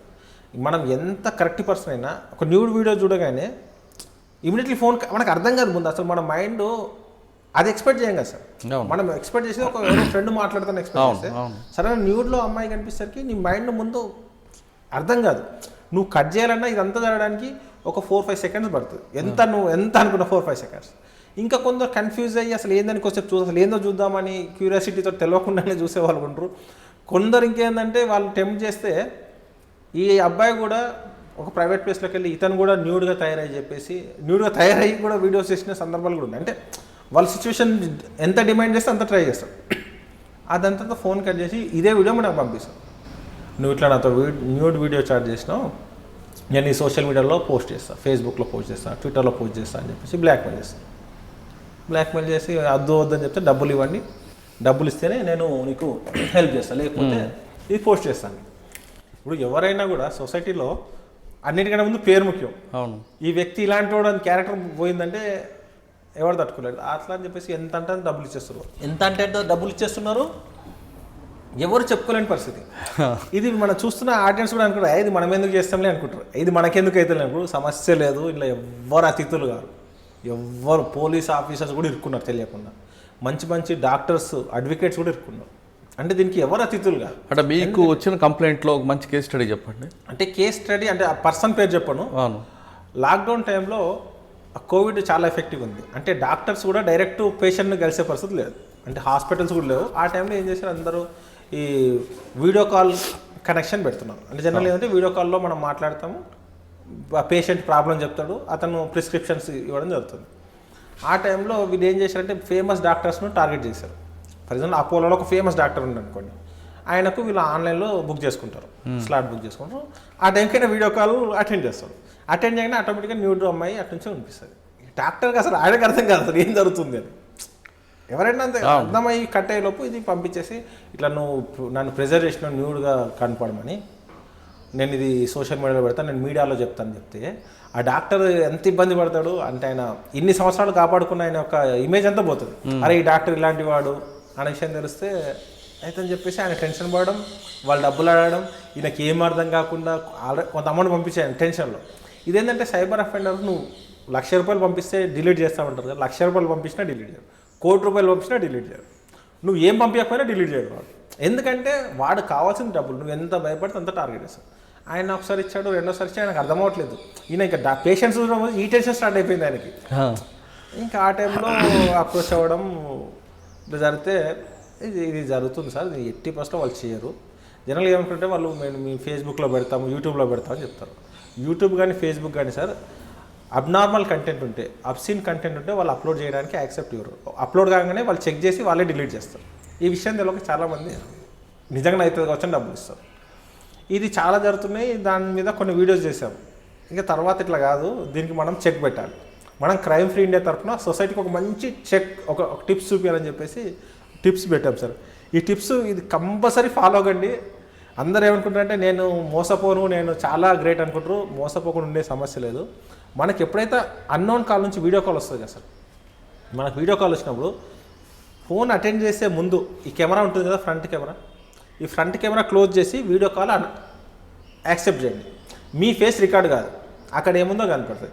ఇన్ కేస్ హనీ ట్రాప్ ఉన్న అక్యూజ్డ్ అనుకోండి, అక్కడ అమ్మాయి న్యూడ్గా కనిపిస్తుంది, కానీ మీరు కనపడినంతసేపు వాటిని బ్లాక్మెయిల్ చేయాలి. కెమెరా క్లోజ్ చేసి కెమెరా క్లోజ్ చేసి ఫోన్ అటెండ్ చేయండి. అన్నోన్ కాల్కి. అన్నోన్ కాల్ కాదు, ప్రతి కాల్. అందరూ ఏమంటే అన్నోన్ కాల్ చెప్తే సరిపోతుంది కదా, నోన్ కాల్స్కి ఎందుకు ప్రాబ్లం అంటారు. స్కూపింగ్ అనేది ఒకటి ఉంటుంది సార్. దాంట్లో ఏంటంటే మీ పేరుతో నాకు కాల్ వస్తుంది, మీరు కాదు నాకు చేసేది. మీ నెంబర్ నుంచి నాకు కాల్ వస్తే నేను ఏమనుకుంటాను, మీరే కావచ్చు అని నేను క్యాజువల్గా అటెండ్ చేస్తాను. అంటే అది స్కూప్ కాలా లేకపోతే ఫేక్ కాలా అని తెలియదు. చాలామందికి మన నెంబర్ నుంచి మనకే కాల్ వస్తుంది కొన్ని సందర్భాలు. ఇది మనకు తెలియదు కాబట్టి ఎందుకు సింపుల్, మన క్లోజ్ ఫ్రెండ్ అయినా ఒక 2 సెకండ్లు కదా, క్లోజ్ చేసి మళ్ళీ ఓపెన్ చేయండి. ఎవరు తప్పు ఫోన్ వచ్చినప్పుడు కెమెరా క్లోజ్ చేసి వీడియో కాల్ వచ్చినప్పుడు మాత్రమే వీడియో కాల్ ఆన్ చేసి ఒకసారి మాట్లాడి మనోడు అనుకుంటే ఫింగర్ తీసేయండి, 2 సెకండ్స్లో తీసేయండి, సరిపోతుంది. Right, simple. అసలు మీ ఎన్నో ప్రాబ్లమ్స్ సాల్వ్ చేస్తారు. లక్షల రూపాయలు కాపాడుతుంది, మీ మానసిక టెన్షన్ నుంచి బయటపడతాం. ఎంత పెద్ద సమస్య అది, ఎవరికి చెప్పుకోలేము. ఎవరు చెప్పుకుంటే ఏమనుకుంటారో. నిజంగా మీరు ఎందాలుగా మంచివాడు అనుకుంటే ఎవరు నమ్మడు సార్, చెడ్డోడు అనడానికి అందరు నమ్ముతారు. నేను మంచివాడు అంటే ఎవరు నమ్మడు, ఏమో చేసి ఉంటాడు, అమ్మాయి వీడియో కాల్ అయినా సొంగగారిచి ఉంటాడు అనుకుంటాడు. అసలు ఎవరు కూడా నేను మంచివాడు అంటే నమ్మడు. ఇట్లా జరుగుతుందని చెప్పేసి ఇది ఫ్రంట్ కెమెరా క్లోజ్ చేయండి. రైట్. ఒకవేళ మీరు ఏదో బిజీలో ఉన్నారు, ఏదో ఈ టిప్ మర్చిపోయారు, బెల్లగా అనుకోకుండా అటెండ్ చేశారు, అక్కడ నుంచి అమ్మాయి మాట్లాడింది, మీరు అమ్మాయి బ్లాక్మెయిల్ చేయండి. ఫస్ట్ చేయాల్సింది ఏంటంటే, ఒకళ్ళు మ్యారీడ్ పర్సన్ అయితే నీ వైఫ్కి చెప్పి సబ్జెక్ట్, ఇట్లా నాకు ఇలా వీడియో కాల్ వచ్చింది, ఇదేదో అనుకోకుండా ఇట్లా వచ్చింది, ఇట్లా నాకు ఏదో బ్లాక్మెయిల్ చేస్తున్నావు అని చెప్పి మీ వైఫ్, మీ ఇంట్లో పేరెంట్స్, మీ క్లోజ్ వాళ్ళకి చెప్పేస్తే మీకు సగం రిలీఫ్ అయిపోతారు.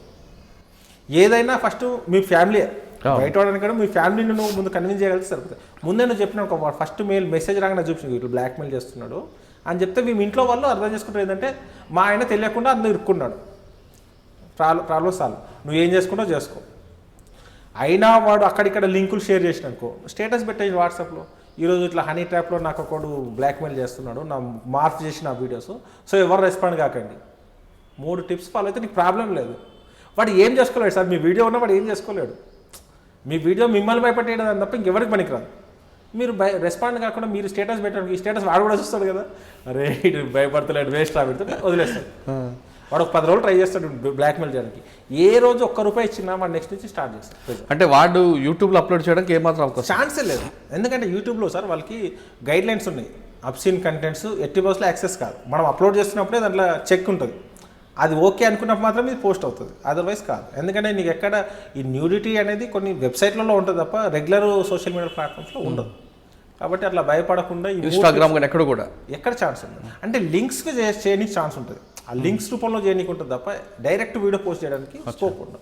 సో మనం భయపడాల్సిన అవసరం లేదు. ఈ విషయాన్ని చెప్పినామనుకోండి, సైబర్ క్రైమ్స్లో చాలామంది ఏమనుకుంటారంటే నేను కంప్లైంట్ ఇస్తే నువ్వెందుకు పోయినావు అని అంటారు అనుకుంటారు. నువ్వు కాదు, ఎవరైనా పోతారు అక్కడ, ఇరుక్కుంటారు. అది నువ్వు నేరాలకి గురైనవు, నువ్వు నేరస్తుడి కాదు. కంప్లైంట్ చేయడం కూడా పబ్లిక్ అదే భయపడుతుంటారు, అరే నేను చెప్తే నువ్వెందుకు పోయినావు నన్ను తిడతారేమో అట్లా అనుకుని చాలామందికి రారు. కానీ అలా అవసరం లేకుండా మీరు వచ్చేస్తే సేవ్ అవుతారు సార్. హనీ ట్రాప్ నుంచి ఒక టిప్ ఇచ్చారు, ఇంకా చాలా ఉన్నాయి కదా.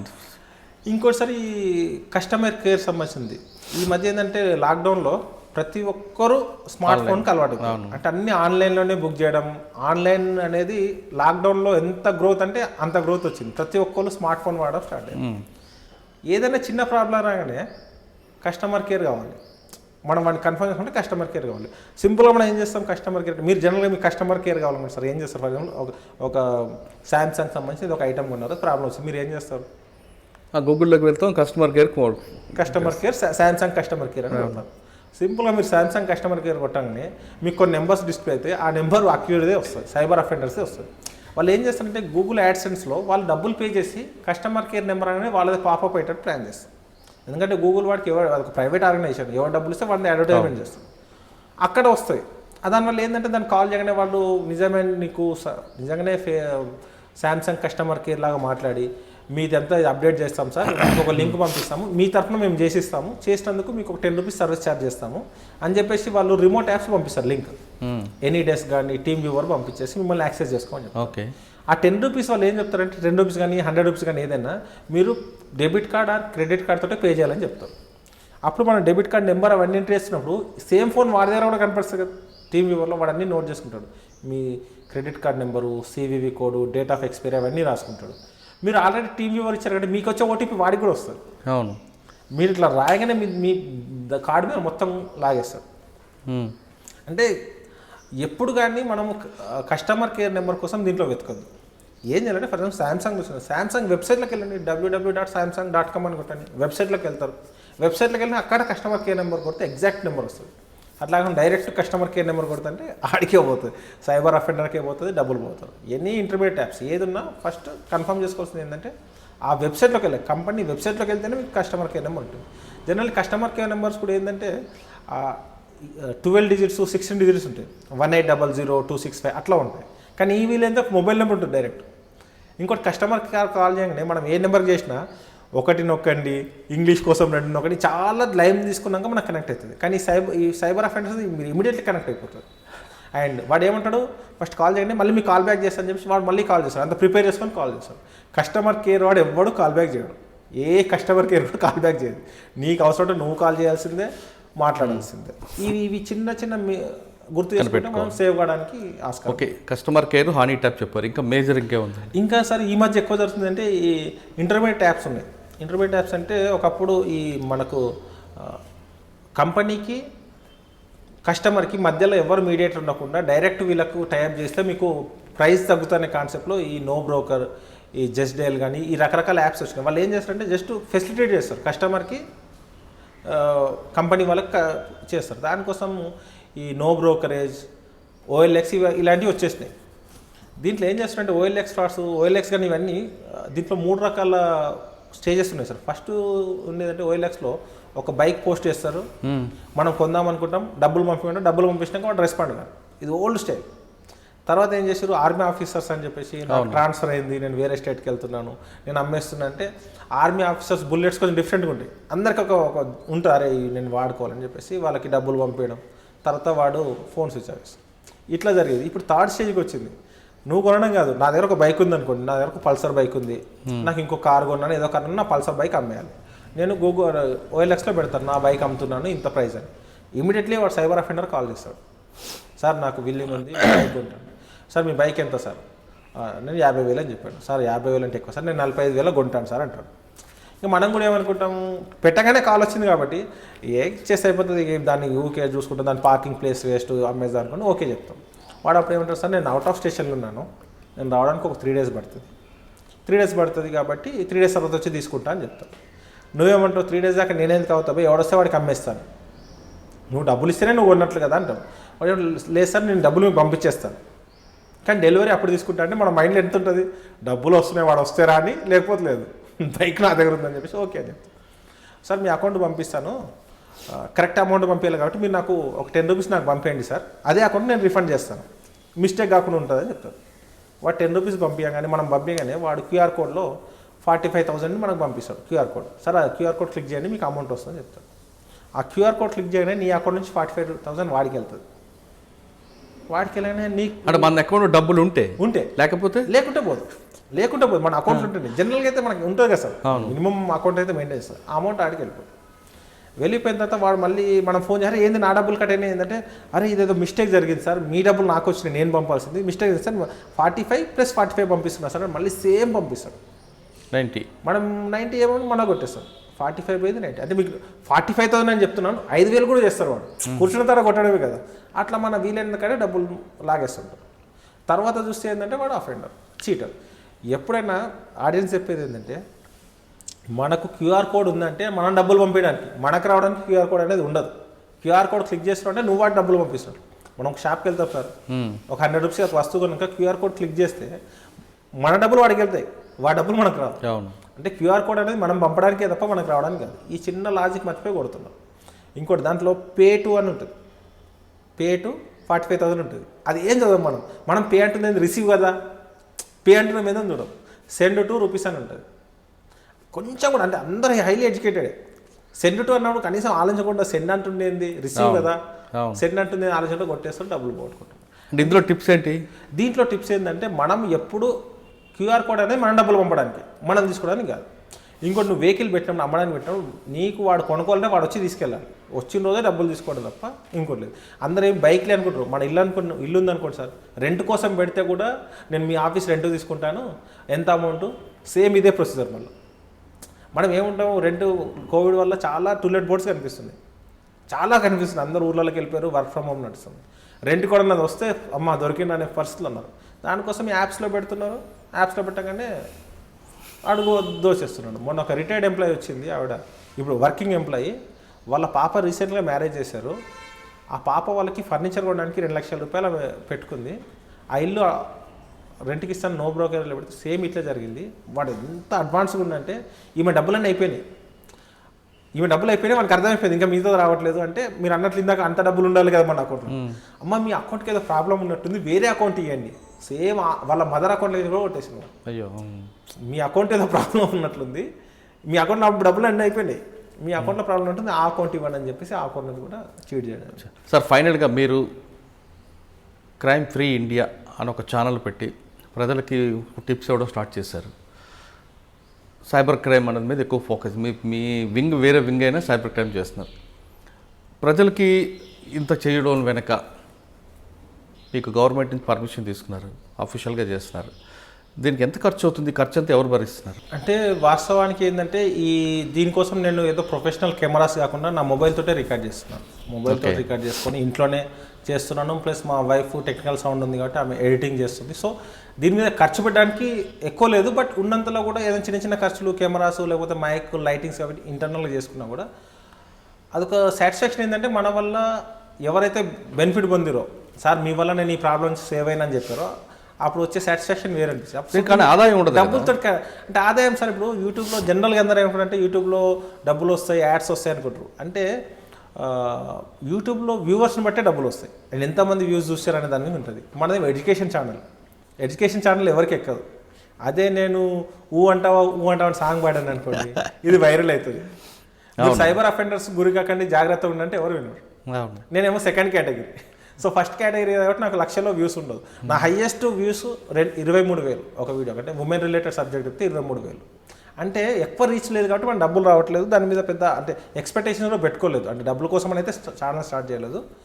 ఒకవేళ వస్తే దీనికి సంబంధించిన ఖర్చులు దానికే సరిపోతాయనే ఒక ఆలోచన ఉంది తప్ప దీని మీద డబ్బుల కోసం అనే కాన్సెప్ట్, ఆదాయం కోసం కాదు. ప్రజలకి సబ్జెక్ట్ ప్రభుత్వం వైపు అంటే డిపార్ట్మెంట్ నుంచి సపోర్ట్, డిపార్ట్మెంట్ నుంచి మా వాళ్ళు అఫిషియల్గా ఏంటంటే నాకు పర్మిషన్ ఇచ్చారు. నువ్వు ఎప్పుడైనా వీడియోస్ తీసుకోవచ్చు అంటే, నాకు ఈరోజు వీడియో తీసేసారంటే పర్మిషన్ ఇస్తున్నారు. లేకపోతే కాలేజెస్లో సెమినార్స్ చెప్తున్నాం. మెథడిస్ట్ కాలేజ్ అని ఇంజనీరింగ్ కాలేజ్లో, ప్లస్ స్కూల్స్లో, కొన్ని గవర్నమెంట్ ఏజెన్సీస్కి, కొన్ని ప్రైవేట్ కంపెనీస్ కూడా వాళ్ళ ఎంప్లాయీస్కి సెమినార్స్ ఇవ్వండి సార్, మా వాళ్ళకి సైబర్ క్రైమ్స్ అవేర్నెస్ ఇవ్వండి అని చెప్తారు. వాళ్ళకి చెప్తున్నాం, ఒక సాటిస్ఫాక్షన్ ఉంది. వీటన్నిటికీ పర్మిషన్ ఇచ్చారు. అఫీషియల్గా పోలీస్ డ్యూటీ నుంచి బయటకు వెళ్ళడానికి పర్మిషన్ ఇచ్చారంటే అదొక పెద్ద సపోర్ట్. అంటే మా డిపార్ట్మెంట్ సివి ఆనంద్ సార్ వచ్చిన తర్వాత నీకు ఏది కరెక్ట్ అనిపిస్తే చెయ్యు, but with in the limits చేయని చెప్పడం. ఈ డ్రగ్స్ మీద జరిగినప్పుడు డ్రగ్స్ గురించి ఒక నెంబర్ ఇచ్చారు, హెల్ప్ లైన్ నెంబర్, అది పబ్లిక్లోకి పంపడానికి కోసం వీడియోస్ చేయడం. అట్లా చేస్తూ మనం సపోర్ట్ ఇస్తున్నారు. ఇన్ ద సెన్స్ మనకు పని చేయడానికి అవకాశం ఇస్తున్నారు, టైం ఇస్తున్నారు, ప్రివిలేజెస్ ఇస్తున్నారు. అవి ఇస్తున్నారు కాబట్టి అదే నాకు పెద్ద సపోర్ట్ అని అనుకుంటాను. ఇప్పుడు సాధారణంగా ఒక క్రైమ్ జరిగింది, ఒక సైబర్ క్రైమ్, పోలీస్ స్టేషన్ రాకుండా ఇప్పుడు ఒక కాల్ సెంటర్ నెంబర్ వచ్చింది, ఏ విధంగా అప్రోచ్ అవ్వాలి? ఎస్ సార్, ఇది చాలా ఇంపార్టెంట్ సార్. సైబర్ క్రైమ్స్లో నేరం జరిగిన తర్వాత ఎంత తొందరగా కంప్లైంట్ చేస్తావు అనే దాన్ని బేస్ చేసుకొని నీకు నీ డబ్బులు రిటర్న్ కావడానికి అంత ఎక్కువ స్కోప్ ఉంటుంది. సో ఇంతకుముందు మన హైదరాబాద్ సిటీలో ఓన్లీ ఒకటే సైబర్ క్రైమ్స్ పోలీస్ స్టేషన్ ఉండేది. ఎవరికి ప్రాబ్లం వచ్చినా హైదరాబాద్లో సీసీఎస్లో ఉన్న సైబర్ క్రైమ్స్ వచ్చే కంప్లైంట్ చేయాలి. దీని తర్వాత తెలంగాణ గవర్నమెంట్ ఏం చేసిందంటే, ఇట్లా కాదు ప్రతి పోలీస్ స్టేషన్లో కూడా కేసెస్ రిజిస్టర్ చేయాలి. సైబర్ క్రైమ్ సంబంధించి ఎక్కడ కంప్లైంట్ వచ్చినా ప్రతి పోలీస్ స్టేషన్ లెవెల్లో కూడా కంప్లైంట్ ఉంది. ఏదైనా మేజర్ కేసు ఉంది, 1 lakh and above కేసెస్ ఉంది, లేకపోతే సెన్సేషనల్ కేసు ఉన్నప్పుడు మాత్రమే సీసీఎస్ ట్రాన్స్ఫర్ చేయండి అని చెప్పేసి సీసీఎస్ మీద బర్డెన్ తగ్గించి ప్రతి పోలీస్ స్టేషన్లో ఒక సైబర్ కాపుని పెట్టారు. ఒక స్పెషల్ ఒక ఎస్ఐకి ట్రైన్ చేసి కొంతమంది స్టాఫ్కి సైబర్ క్రైమ్స్ మీద అవేర్నెస్ చేసి ఇన్వెస్టిగేషన్ చేస్తున్నారు. దీంతోపాటు మీకు ఎప్పుడైనా సైబర్ క్రైమ్స్ అఫెన్స్ జరిగిందనగానే national cyber crimes report portal అని ఉంది. దాంట్లో మీరు ఇమీడియట్లీ కంప్లైంట్ చేసినట్లయితే ఇమీడియట్లీ యాక్షన్ స్టార్ట్ అవుతుంది. దాని నెంబర్ చెప్పు. అయితే ఇంకోటి ఏంటంటే వెబ్సైట్ ఉంది, వెబ్సైట్లో cybercrime.gov.in అనే పోర్టల్ పోయి కంప్లైంట్ చేయాలి. లేదు సార్ నాకు టెక్నికల్ నాలెడ్జ్ లేదు, నేను పోర్టల్లోకి వెళ్ళి కంప్లైంట్ చేయలేను అనే వాళ్ళ కోసము 1930 అనే ఒక హెల్ప్ లైన్ నెంబర్ ఇచ్చారు. 1930. ఇంతకుముందు 155-260 ఉండేది, దాని ప్లేస్లో 1930 అనే నెంబర్ ఇచ్చారు. దాన్ని కాల్ చేయగానే ఏం చేస్తారంటే, అది ప్రతి స్టేట్లో ఉంది కాబట్టి మీ లోకల్ స్టేట్లో ఉన్న పోలీస్ వాళ్ళకి కనెక్ట్ అవుతుంది. మన లోకల్ లాంగ్వేజ్లోనే కంఫర్ట్గా తెలుగు అంటే తెలుగు, హిందీ అంటే హిందీలో మాట్లాడతారు. అప్పుడు వాళ్ళు క్వశ్చనర్ పంపిస్తారు వాట్సాప్లో. మీ పేరేంటి, మీరుండే ఏరియా పోలీస్ స్టేషన్ ఏంది, ఏ అమౌంట్ ఎట్లా పోయింది, ఎంత అమౌంట్ పోయింది, అమౌంట్ పోయినప్పుడు వచ్చిన మెసేజ్ మాకు ఫార్వర్డ్ చేయండి అని ఒక క్వశ్చనర్ పంపిస్తారు. ఆ క్వశ్చనర్కి ఆన్సర్ చేయగానే మీరు ఫర్ ఎగ్జాంపుల్ ఒక 10,000 రూపీస్ పోయింది అనుకోండి సార్, ఒక ఆన్లైన్ ఫ్రాడ్లో, ఓటీపీ ఫ్రాడ్లో, మీకు మెసేజ్ రాగానే వాళ్ళు ఏం చేస్తారంటే దీనికి మొత్తం ఇండియా వైడ్ ఒక నోడల్ ఏజెన్సీ పెట్టారు. నేషనల్ సైబర్ క్రైమ్ రిపోర్ట్ వాళ్ళు ఏం చేస్తారంటే అన్ని బ్యాంకులకు వాళ్ళు టైప్ చేస్తారు. ఓకే, ఈ మెసేజ్ చూడగానే ఈ మెసేజ్ వాళ్ళు డీకోడ్ చేస్తారు. ఆ మెసేజ్ ఏ బ్యాంక్ వచ్చింది, ఏ అకౌంట్ నెంబర్ అని ఆ కన్సర్న్ బ్యాంక్కి ఇమీడియట్లీ మెయిల్ పెట్టేస్తారు, ఆ అకౌంట్ ఫ్రీజ్ చేయండి అని చెప్పేసి. ఫ్రీజ్ చేయండి అని చెప్పడంతో పాటు ఫ్రీజ్ చేసినట్లు మీకు ఎవరైతే కంప్లైంట్ బాధితులు మీకు మెసేజ్ వస్తుంది, మీ కంప్లైంట్ రేజ్ అయింది, మీ అక్నాలజ్మెంట్ ఇది, మీది పలానా పోలీస్ స్టేషన్ మీ కేసు డైరెక్ట్ చేసినాము, ఆ పోలీస్ స్టేషన్లో ఈ కన్సర్న్ ఆఫీసర్ మీ కేసు టేకప్ చేస్తారని ఫోన్ నెంబర్ కూడా ఇస్తారు. దాంతోపాటు దాంట్లో అకౌంట్లో ఫ్రీజ్ అయితే ఇంత అమౌంట్ వాడి అకౌంట్లో అమౌంట్ ఉందని చెప్పి మనకు మెసేజ్ కూడా వస్తుంది. అంటే ఎంత ట్రాన్స్పరెన్సీ, ఎంత ఫీడ్బ్యాక్ ఇస్తారంటే మీకు ఎగ్జాక్ట్ స్టెప్ బై స్టెప్ ఇస్తుంటారు. ఒకవేళ మీ 10,000 పోయింది, వాడి దాంట్లో 10,000 ఉందంటే మీ అమౌంట్ మీకు వచ్చేసినట్టు. అది ఎట్లా అంటే ఇమీడియట్లీ కంప్లైంట్ చేయాలి. పాత రోజులు ఎట్లుండే ఎన్సీఆర్పీ పోర్టల్ లేనప్పుడు police station complaint, for example నీ డబ్బులు ఈరోజు 10 o'clock పోయింది, నువ్వు డైరెక్ట్ పోలీస్ స్టేషన్ రాకుండా ఎవరి దగ్గరకో వెళ్ళి మీడియేటర్ని పట్టుకోనో లేకపోతే ఎవరినో ఆ లీడర్నో లేకపోతే అడ్వకేట్ని పట్టుకొని పోలీస్ స్టేషన్కి వచ్చారు సాయంత్రం అవుతుంది. మీరు కంప్లైంట్ ఇచ్చినాక అది తీసుకొని మీ మెసేజ్ తీసుకొని మీ బ్యాంక్ అకౌంట్ స్టేట్మెంట్ కోసం నెక్స్ట్ డే బ్యాంకుకి పెడితే ఆ బ్యాంక్ వాళ్ళ స్టేట్మెంట్ రావడానికి 2 రోజులు పడుతుంది. ఆ స్టేట్మెంట్ వచ్చినాక ఇది ఏ బ్యాంక్లో అకౌంట్ పోయిందని చూస్తే అది ఎక్కడో యూపీ, బీహార్ అటువైపు వస్తుంది. వాళ్ళకు మెయిల్ పెట్టి ఇవన్నీ చేసరికి 1 week అవుతుంది. సో స్కోప్ తక్కువ ఉండేది. ఇప్పుడు ఏంటంటే ఇమీడియట్లీ వితిన్ 1 hourలో ఏ అకౌంట్లో కూడా అకౌంట్ ఫ్రీజ్ అయిపోతుంది, మీ అమౌంట్ రిఫండ్ కూడా వస్తుంది. ఈ ఫెసిలిటీ వచ్చింది కాబట్టి ప్రతి ఒక్కరు 1930 సేవ్ చేసి పెట్టుకోవాలి సార్. ఎందుకంటే గుర్తుకుండకపోవచ్చు, ఫోన్లో 1930 సైబర్ క్రైమ్స్ హెల్ప్ నెంబర్ అని సేవ్ చేసుకుంటే మీకు కాకపోయినా మీ ఫ్రెండ్స్కి, రిలేటివ్స్కి ఎవరికి ప్రాబ్లం వచ్చినా మీరు గైడ్ చేయగలుగుతారు, వాళ్ళని ప్రాబ్లం నుంచి సేవ్ చేయగలుగుతారు. దీనికంటే 1930 ఒకటి ఇంపార్టెంట్, మీరు అవేర్నెస్ పెట్టుకోవాలి. మనం ఎక్కడ మోసపోతున్నాం, మనం ఈ వాళ్ళు వేసే వలలో చిక్కుతున్నామా లేదా. ఈ సైబర్ క్రైమ్స్లో 3 types కేటగిరీస్ ఉన్నాయి సార్ ఇరుక్కునే వాళ్ళు. ఒకళ్ళు అమాయకులు, తెలియకుండానే అమాయకులు ఉంటారు. ఊర్లో ఉన్న వాళ్ళకి నేను బ్యాంక్ మేనేజర్ ఫోన్ చేస్తుంటే మొత్తం డీటెయిల్స్ ఇస్తారు, అమాయకులు ఇరుక్కుంటున్నారు సార్. తర్వాత అత్యాశ పనులు, గ్రిడి. నీకు లాటరీ పగిలిందంటే నువ్వు లాటరీ టికెట్ కొన్నప్పుడు నీకు లాటరీ ఎట్లా పగులుతుంది, ఎంత గుడ్డిగా నమ్మేసి లాటరీ పగిలింది, ప్రాసెసింగ్ ఫీజు కట్టండి, షిప్పింగ్ ఛార్జెస్ కట్టండి, డబ్బులు కడతా ఉంటాం. ఇది 2వ రకం. 3వ రకం ఏంటంటే వాళ్ళకి అత్యుత్సాహం ఉంటుంది, తెలుసుకోవాలని కోరిక ఉంటుంది.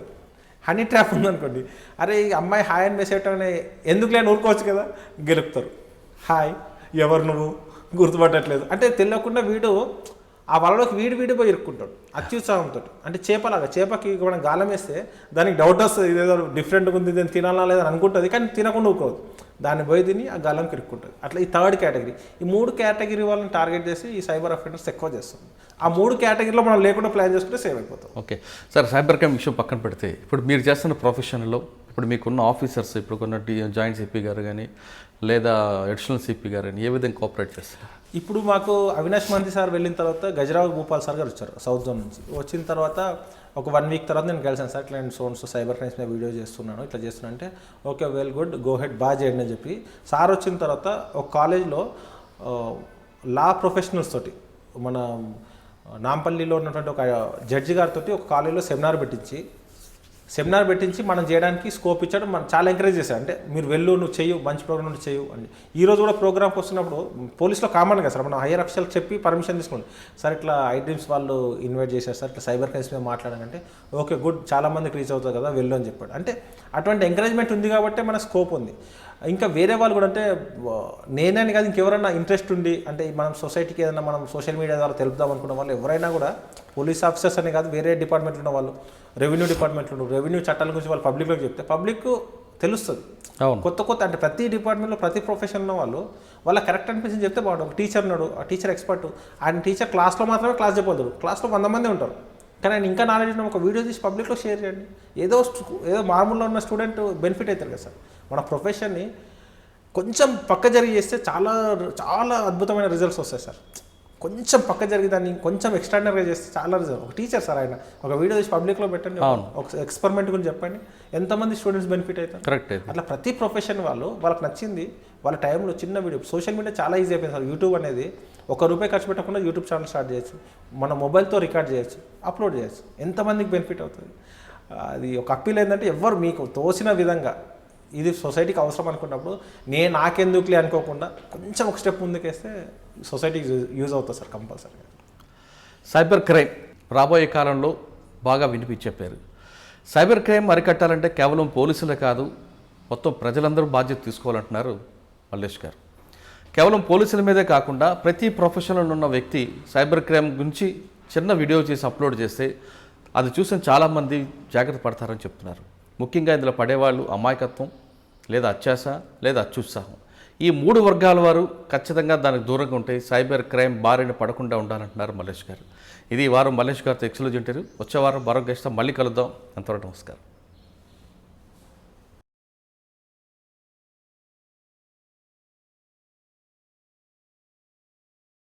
మీరు చూస్తున్నారు ఐ డ్రీమ్ న్యూస్ని. Please subscribe. I dreams For more videos, Subscribe. I dream. Please subscribe For more videos, I dream. I dream. for more videos, Subscribe, I dream. Please subscribe. Subscribe I dream channel. Do subscribe. I dream. I dream ఛానల్ని subscribe చేయండి. Do watch I dream.